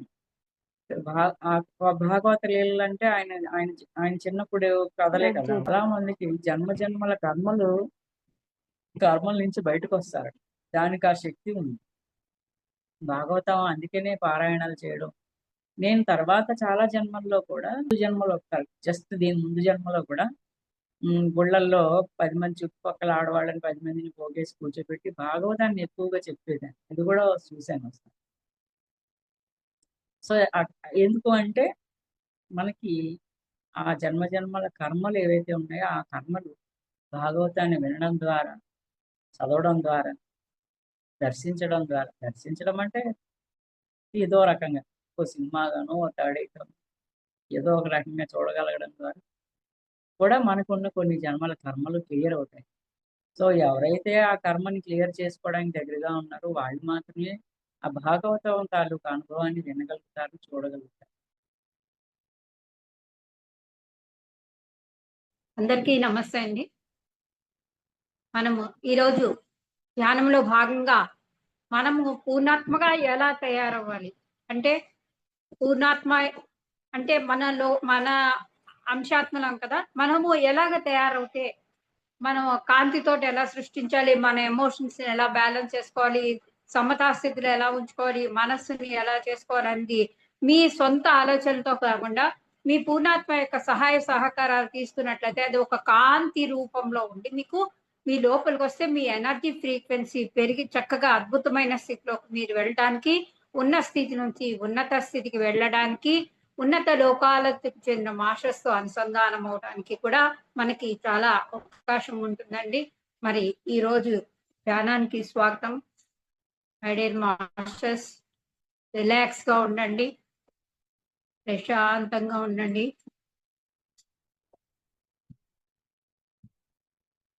ఎస్,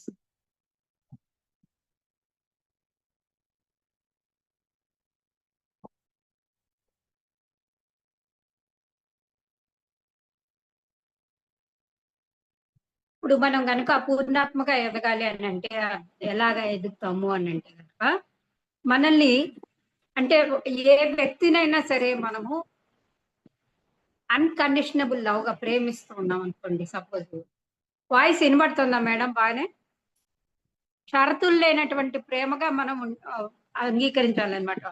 అంటే మనం పూర్ణాత్మతో కనెక్షన్ పెట్టుకుంటూ మనం పూర్ణాత్మగా ఉంటాం. అంటే మనకి చక్కగా లోపల నుంచి వచ్చే గైడెన్స్ కూడా అందుతుంది. మీరు ఎక్కడికి వెళ్ళినా కూడా మీరు ఎప్పుడు కూడా బాధతో దుఃఖంతో ఉండండి. ఎప్పుడు చిరునవ్వు మీకు మొహం మీద అద్భుతంగా ఉంటుంది అనమాట.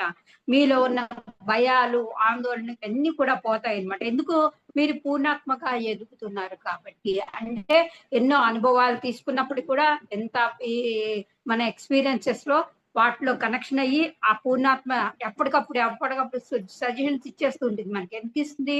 మీరు పూర్ణాత్మక, మీరు సిద్ధంగా ఉన్నారు నేను పూర్ణాత్మకంగా తయారవడానికి. అంటే మీ ఆధ్యాత్మిక ఎదుగుదలే తన ఆధ్యాత్మిక ఎదుగుదల పూర్ణాత్మ భావిస్తూ ఉంటుంది. కాబట్టి మీరు ఉన్నతంగా ఎదగాలి అని అనుకుంటే కనుక గత జన్మ జ్ఞాపకాలు ఏవి కూడా అవసరం లేదు. ఎందుకు అని అంటే గనక మరి మీరు ఎక్కువ భాగం ధ్యానం చేస్తూ కూడా గడవాల్సిన అవసరం లేదు. ఎందుకంటే ఇప్పుడు పరిపూర్ణత చెందిన ఆత్మలు మీకు అంటే సోల్స్ అన్నమాట, హయ్యర్ సోల్స్ అన్నమాట, పూర్ణాత్మ సోల్స్ అన్ని మీకు ఏం చేస్తుంటాయి అంటే గైడెన్స్ ఇస్తుంటాయి. ఇంకా మీరు పాస్ట్ లో వెళ్ళిపోయి నేను ఈ కర్మ చేశానేమో, నాకు ఈ బాధ ఎందుకు వచ్చింది, నాకు ఈ దుఃఖం ఎందుకు వచ్చింది, వెనక్కి వెళ్ళాల్సిన అవసరం లేదు. ఏ జన్మలో ఏ పాపం చేశానో అన్న పాయింట్ కూడా అవసరం లేదనమాట. ఎందుకని? మీరు యాక్సెప్టెన్స్ ఇస్తున్నారు, పూర్ణాత్మగా తయారవడానికి అంగీకరిస్తున్నారు కాబట్టి పూర్ణాత్మ మీకు గైడెన్స్ ఇస్తుంది. ఈ విధంగా ఉండాలి, నువ్వు ఈ విధంగా ఉండాలి, అధిగమించడానికి నీకు సహాయ సహకారానికి ఎప్పుడు నేను తోడుగా ఉన్నానని అంటూ ఉంటుంది అనమాట. మరి ఇంతకు ముందు ఏ పాత ఆలోచనలు ఏవైతే మిమ్మల్ని కట్టుబడేసిన నమ్మకాలు, ఇవన్నీ బిలీఫ్ సిస్టమ్స్ ఇవన్నిటిని మీరు విడిచిపెట్టేస్తూ ఉండాలన్నమాట. అంటే మీ ఎన్లైట్మెంట్ కి మార్గదర్శకాలు మీకు ఎప్పటికప్పుడు మార్గదర్శకం అనేది ఇస్తూ ఉంటుందన్నమాట. మరి మీకు ఎవరైనా భయపెట్టే వాళ్ళు ఎదురయ్యారనుకోండి, వాళ్ళకి అసలు రియాక్షనే చూపించరు. మీరు మిమ్మల్ని ఏదో చేసేస్తాము అని మిమ్మల్ని మీలో ఉన్న భయాలు, ఆందోళనలు అన్ని తీసేసి మీకు ఒక ధైర్యం, కాన్ఫిడెన్స్ గా ఇస్తుంది. ఎందుకంటే మనము సిద్ధంగా ఉన్నాం ఎరవటానికి. మరి ఎందుకు మనకి ఇలాగా వస్తుంది అని అంటే కనుక ఎంత గైడెన్స్ ఎలా వస్తుందంటే ఆధ్యాత్మిక ఎదుగుదల. మనం ఈ పదం ఎప్పుడు కూడా వినే ఉంటాం. ఆధ్యాత్మిక ఎదుగుదల అంటే అర్థం ఏంటి? మనము ఉన్న స్థితి నుంచి ఉన్నత స్థితికి వెళ్ళటం. అనేక ప్రక్రియలు, ధ్యానం గాని, జ్ఞానం గాని, పూజ గాని, మంత్రం గాని, పుస్తకాలు చదవటంలో దగ్గర నుంచి మొత్తం ఈ సోల్ డెవలప్మెంట్ కోసమే. ఉన్న స్థితి నుంచి ఉన్నత స్థితికి ఏ పాయింట్ దొరుకుతుందా, ఏం దొరుకుతుందా అని ఎత్తుకొని అనేక సాధనలు చేస్తూ మన లోపల ఉండేటువంటి మన హృదయంతో కనెక్ట్ అయితే మన హృదయంలో ఒక దివ్యమైన డివైనిటీ తేజస్, ఓపెన్ హార్ట్ అంటారు దాన్ని. మీ హృదయపూర్వకంగా మీ పూర్ణాత్మ మీరు గైడెన్స్ ఇవ్వడానికి సిద్ధంగా ఉంది కాబట్టి ఆ గైడెన్స్ ని మీరు అందుకోవడానికి మీరు సిద్ధంగా ఉండండి. మీరు పూర్ణాత్మ తయారవ్వటానికి తగినటువంటి ఆలోచన విధానాలు, ప్రక్రియలు, నీలో ఏ భయాలు ఉన్నా, ఏ ఆందోళన ఉన్నా వాటన్నిటిని ఇలాగా తీసి పెట్టేస్తుందంట. మనము సిద్ధంగా ఉండాలన్నమాట ప్రతి దానికి కూడా అన్నమాట. మరి మీ పూర్ణాత్మ మీతో మామూలుగా ఎలా మాట్లాడుతుంటే బుద్ధితోను, భావాలతో మాట్లాడుతుంది. పూర్ణాత్మ ఏకకాలంలో సంబంధించిన విషయాలు ఎంత చూపిస్తున్నా అంటే మీలో కొన్ని ఏదైనా సందేహాలు ఇలాంటివి వచ్చాయనుకోండి, అవి ఏం చేస్తుందంటే మీ పూర్ణాత్మ ఏం చేస్తుందంటే మీకు కళల రూపంలో కానీ మీ బుద్ధితో మనసుతో మాట్లాడతారు అనమాట. ఎక్కువగా పూర్ణాత్మ ఎలా మాట్లాడుతుంది? ఆత్మపరంగా, బుద్ధిపరంగా మీకు సూచనలు, సలహా, ప్రక్రియలు అన్ని ఇస్తుంది అనమాట. మరి మీ పూర్ణాత్మ మిమ్మల్ని ఆధ్యాత్మిక ఎదుగుదలగా మీకు కోరుకుంటూ ఉందన్నమాట. కొంతమంది పూర్ణాత్మతోటి అంటే కళ్ళు మూసుకొని మై డే పూర్ణాత్మ నాకు ఇది వచ్చింది ప్రాబ్లం, దీన్ని నేను అడుగుతున్నాను, నీకు please help me and guide to me అని ఎప్పుడైతే మీరు కనెక్షన్ పెట్టుకుంటారో అప్పుడు హృదయపూర్వకంగా మనస్సు అడగకండి. ఇలా హార్ట్ మీద చేపెట్టుకుని నా హృదయ ద్వారా తెలుస్తున్నాను నేను నా యొక్క ఆధ్యాత్మిక అభివృద్ధి కోసం నేను నీ సహాయం అడుగు. కూడా అంతకుముందు మెడిటేషన్ లో హృదయంతో కనెక్షన్ పెట్టుకుందాం అని చెప్పుకుందా. ఈ హృదయంతో కనెక్షన్ అంటే ఏంటంటే ఏ విధమైన ఆలోచనలు లేనటువంటి థాట్లెస్ స్టేజ్ లో మీకు ఇక్కడ బుద్ధితోటి, మనసుతో కాకుండా బుద్ధితోటి మీకు అనుసంధానం. పూర్ణాత్మ ఎలా మాట్లాడు, మీకు బుద్ధి ఎలా ఉంది, మీ యొక్క బుద్ధి వికసించేలాగా మనో వికాసానికి, ఆధ్యాత్మిక వికాసానికి, ఆత్మ వికాసానికి అన్ని విధాలుగా మీకు తోడ్పడుతూ ఉంటుంది అన్నమాట. మరి మీ యొక్క బలమైనటువంటి ఒక స్ట్రాంగెస్ట్ విల్ పవర్ మీ యొక్క ఆత్మ చైతన్యము వృద్ధి చెందడానికి తోడ్పడుతూ ఉంటుంది అన్నమాట. మరి మనకి ఆధ్యాత్మిక పరిణితి చెందడానికి ఎన్నో మార్గాలు ఉన్నప్పటికీ కూడా మనము ఎందుకు పూర్ణాత్మతోనే కనెక్షన్ పెట్టుకుని ఎందుకు మనం దీంతో ఉంటే మీరు పూర్ణాత్మ యొక్క లక్షణాలన్నీ పుణికిపుచ్చుకుంటే బై బర్త్ యు ఆర్ ఆ లక్షణాలతో పుట్టామన్నమాట. చూడండి, చిన్నపిల్లప్పుడు ఏమి భావాలు, భేదభావాలు, మనస్సు, ప్రభావం, బుద్ధి ఏమి ఉండదు వాళ్ళకి. ఏది చెప్తే అది చక్కగా క్యాచ్ చేస్తారు, సబ్ కాన్షియస్ మైండ్ పట్టుకుంటారు. అలాగే వాళ్ళకి ఏమేమి ఉండదు అనమాట. అలాగే మీరు ఆ పూర్ణాత్మ లాగానే ఉన్నారు, మీరు అంశాత్మలుగా తయారయ్యారు. కానీ ఇప్పుడు ప్రత్యేకంగా మీరు ఆ పూర్ణాత్మతో కనెక్షన్ పెట్టుకొని నేను నువ్వు ఒక్కటే, నేను నీ యొక్క సహాయ సలహాలు నేను తీసుకుంటున్నాను అని మీరు ఎప్పుడైతే భావన చేస్తూ ఉంటారో అప్పుడు మనలో ఏమవుతుంది, ఒక విధమైన ఎవరైనా చూడండి, నేను నీకు అండగా ఉన్నాను, నేను నీకు ధైర్యం ఇస్తున్నాను చెప్పంగానే వాళ్ళకి పవర్ ఆఫ్ అటర్నీ వస్తుంది. చూడండి, ఆంజనేయ స్వామి తలుచుకుంటే అబ్బా ఎక్కడ లేని ఎవరికి మామూలుగానే ఆంజనేయ స్వామి తలుచుకుంటే ఎంత ధైర్యం వస్తుంది అంటే ఒక పూర్ణాత్మ ఆయన కూడా. మరి అమ్మవారు ఉన్నారు, ధైర్యలక్ష్మి, దానలక్ష్మి, అమ్మవార్లందరినీ అంటే వీళ్ళందరూ ఏంటంటే ఒక చైతన్య పరిణితి చెందినటువంటి గ్రేట్ సోల్స్ అనమాట. వాళ్ళ నుంచి మనం తీసుకోవాల్సింది ఏంటి అంటే ఒక విధమైన కాన్ఫిడెన్స్ అనమాట, ఆత్మవిశ్వాసం.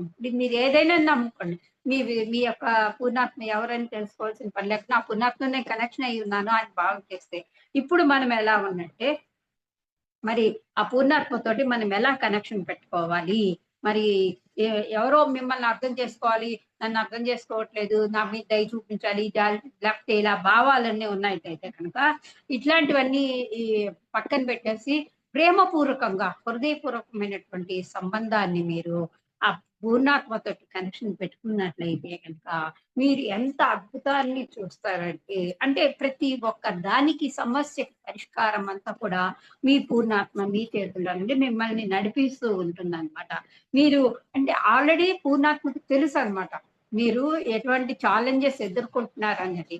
అది ఎదుర్కొంటున్నారనగానే ముందుగా మనం గందరగోళం పడిపోతాం కదా! ఏదైనా రాంగానే కంగారు పడిపోతూ ఉంటాం అన్నమాట. వాళ్ళకి ఫోన్ చేసి, వీళ్ళకి ఫోన్ చేసి, లేకపోతే జాతకాలని, ఇవని అన్ని ఎన్నెన్నో చేసుకుంటూ ఉంటాం. But it's not correct. మీరు సిట్ డౌన్ ఆన్ పీస్‌ఫుల్లీ కళ్ళు మూసుకొని ప్రశాంతంగా రిలాక్స్ స్టేట్‌లోకి వెళ్ళిపోయి, okay. What I am doing, నేనేం చేయాలనుకుంటున్నాను?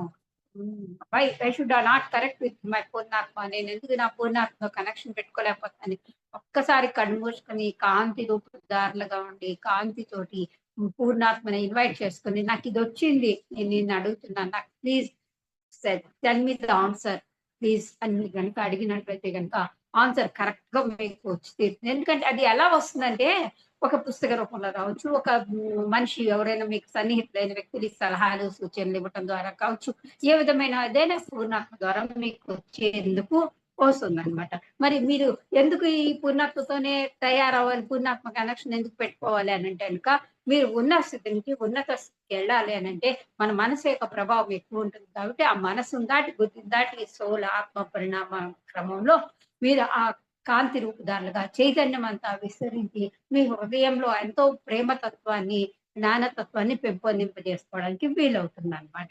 మరి ఏదైనా కూడా మనం నేర్చుకోవడానికి వచ్చాం కాబట్టి, మనం చేసుకునే ప్రతి ఒక్క దాన్ని కూడా మనము పూర్ణాత్మలుగా ఎలా తయారవ్వాలి అన్న పాయింట్‌కి మన హృదయపూర్వకంగా ఇప్పుడు ధ్యానం చేద్దామండి. మేడం, అందరూ ధ్యానస్తులుగా ఉండండి. కళ్ళు మూసుకోండి.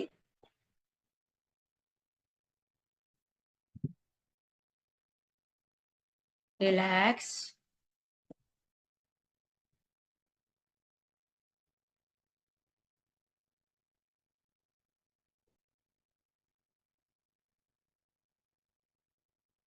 మీ శరీరము, మనస్సు, బుద్ధి అంతా కూడా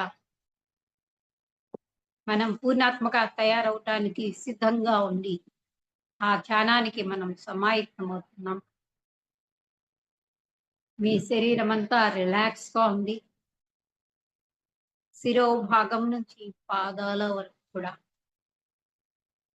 అంతకుముందు ఎన్నెన్నో ఆలోచనలతో ఉన్నప్పటికీ కూడా ఇప్పుడు మీరు ప్రశాంత స్థితిలో రిలాక్స్ స్టేట్‌లో కూర్చుని ఉన్నారు. మరి మనం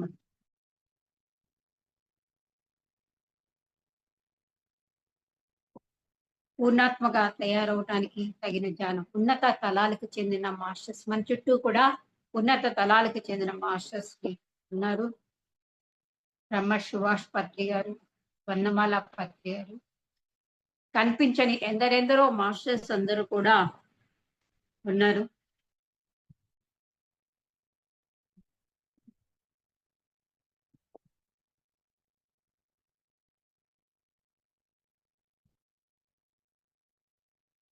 మై డియర్ ఫ్రెండ్స్,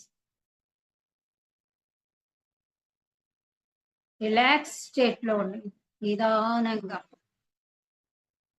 మీ శరీరము, మనస్సు, బుద్ధిని ఏకం చేసి, ఆలోచనలు లేనటువంటి ఆలోచనారహిత స్థితిలో మీరు ప్రశాంతంగా, హాయిగా, పూర్ణాత్మగా ఉండడానికి ప్రయత్నం చేస్తున్నారు. సో మీకు స్ట్రైట్ గా కూర్చోండి. సుదీర్ఘమైన శ్వాసలు 3 తీసుకోండి.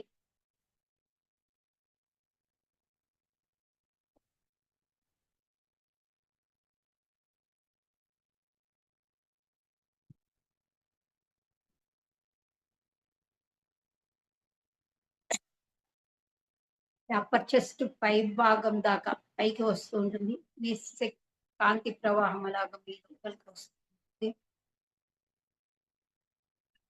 ఈ అప్పర్ చెస్ట్ ఇలా పైకి వస్తూ ఉండటం వలన మీ తల భాగం నుంచి తిన్నగా స్ట్రైట్ గా కూర్చోవడం వలన శక్తి ప్రవాహం అలా ప్రవాహం జరుగుతూ ఉంటుంది. మీ హృదయ కేంద్రం నుంచి ఆ శక్తి శిరోభాగం నుంచి నెమ్మదిగా స్ట్రైట్ గా కాంతలా ప్రవాహం జరుగుతుంది. రిలాక్స్ స్టేట్ లో ఉన్నారు. ఏ విధమైన ఆలోచనలు లేనటువంటి స్థితిలో ఉన్నారు. ఇప్పుడు మీరు మీ పూర్ణాత్మని కలుసుకోవడానికి సిద్ధంగా ఉన్నారు.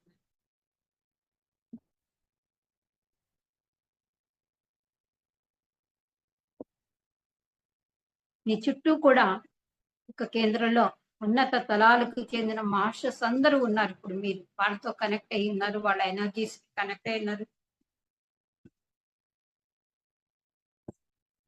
మీ చుట్టూరా కూడా ప్రేమ, కాంతి, శాంతి, ఆ ఫ్రీక్వెన్సీ, ఆ ఎనర్జీస్ మీ చుట్టూరా కూడా ఉన్నాయని భావన చేయండి. ఎందుకంటే మన పూర్ణాత్మని మనం కలుసుకోవాలి అనంటే ఏదో కలుసుకుందాంలే, నువ్వు ఏదో చేస్తాంలే అన్న భావన, ఆ వచ్చిందిలే, చూసిందిలే, పూర్ణాత్మ వచ్చిందా, లేదులే, ఉదయం వస్తుంది అన్న భావనలు అన్ని విడిచిపెట్టి మనసు చేసే చేష్టల్ని పక్కన పెట్టి నిశ్శబ్దంగా చక్కగా ప్రేమగా, ఇంత ప్రేమగా మీరు ఇన్వైట్ చేసుకొని మీ పూర్ణాత్మని అతిథుల్లాగా కాదు, మీరు అంతర్భాగంగా మీరే పూర్ణాత్మగా తయారవడానికి సిద్ధంగా ఉన్నటువంటి ఆ పూర్ణాత్మ హయ్యర్ ఎనర్జీస్ మీకు కనెక్ట్ అవుతుంది. ఆ ప్రేమతత్వమే మీ పూర్ణాత్మని మిమ్మల్ని కలవడానికి సిద్ధం చేస్తూ ఉంటుంది. ఉన్నత తలాల జంతు జీవులందరూ కూడా ఆ పూర్ణాత్మని కలవడానికి మీకు సహాయం చేస్తారు. ఎందుకంటే మన ఎనర్జీస్ ఫ్రీక్వెన్సీ అన్ని కూడా మామూలు మనసుతో కూడుకొని ఉంటాయి. ఒక్కొక్కసారి హైర్ ఫ్రీక్వెన్సీకి వెళ్ళినప్పటికీ కూడా ఒక్కొక్కసారి మనో ప్రభావం అనేది ఉంటుంది. కాబట్టి ఉన్నత తలాలకు చెందిన మాస్టర్స్ యొక్క కనెక్షన్ పొందినటువంటి ఎనర్జీ ఫ్రీక్వెన్సీతో మీరు మీ పూర్ణాత్మని కనెక్షన్ పెట్టుకుంటున్నారు. అద్భుతంగా ఉంది. ఇప్పుడు మీ పూర్ణాత్మ మీకు అత్యంత సమీపంలో ఉంది, దగ్గరలో ఉంది. మీ పూర్ణాత్మతోటి మీరు టచ్ చేసుకొని చూడండి. చాలా దగ్గరగా వచ్చింది, కాంతి రూపంలో వచ్చింది, మీ లోపలికి వస్తుంది. ఆ వస్తున్నప్పుడు కాంతి మీ లోపల ప్రవాహం జరుగుతుంది, మీ లోపలికి ఎంటర్ అవుతుంది. చక్కగా వచ్చినప్పుడు దేదీప్యమానమైనటువంటి దివ్య తేజస్తో దివ్యమైన కాంతి మీ లోపలికి ప్రవహిస్తుంది.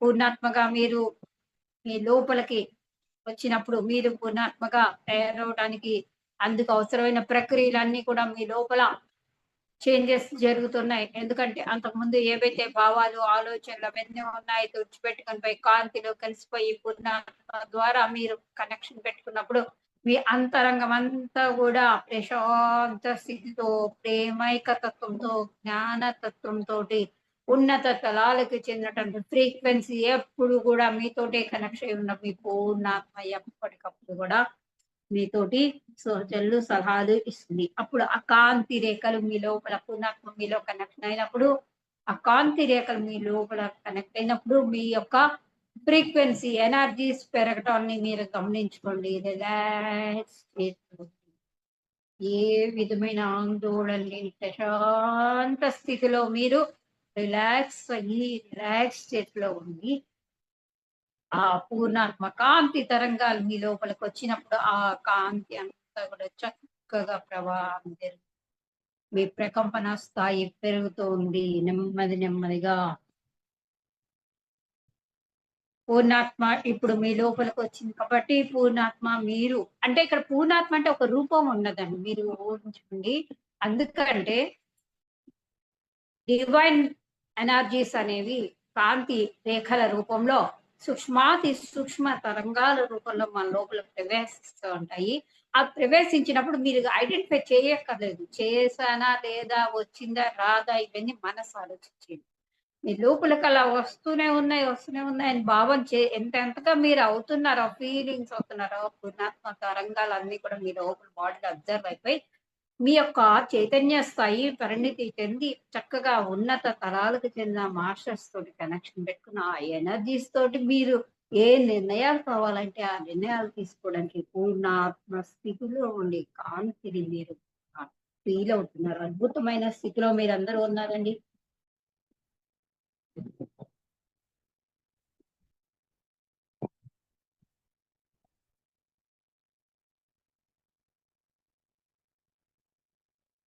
అలా ఫీల్ అవుతూనే ఉండండి కాసేపు, ఒక్క నిమిషం.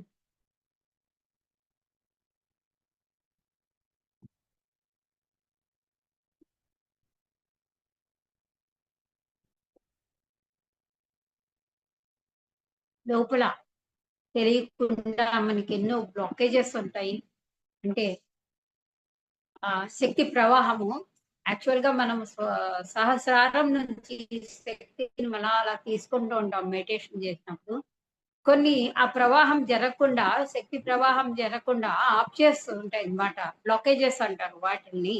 మీ పూర్ణాత్మ ఏం చేస్తుందంటే, మీరు ఇప్పుడు మీ పూర్ణాత్మతో కలిసి ఉన్నారు కాబట్టి ఎక్కడెక్కడైతే బ్లాకేజెస్ ఉన్నాయో వాటన్నిటిని ఆ శక్తి ప్రవాహం చక్కగా ఫ్లోటింగ్ బ్రహ్మాండంగా జరిగేలాగా మీకు అనుమతిని ఇస్తుంది. ఆ అనతి చక్కగా మీరు ఆ శక్తి ప్రవాహం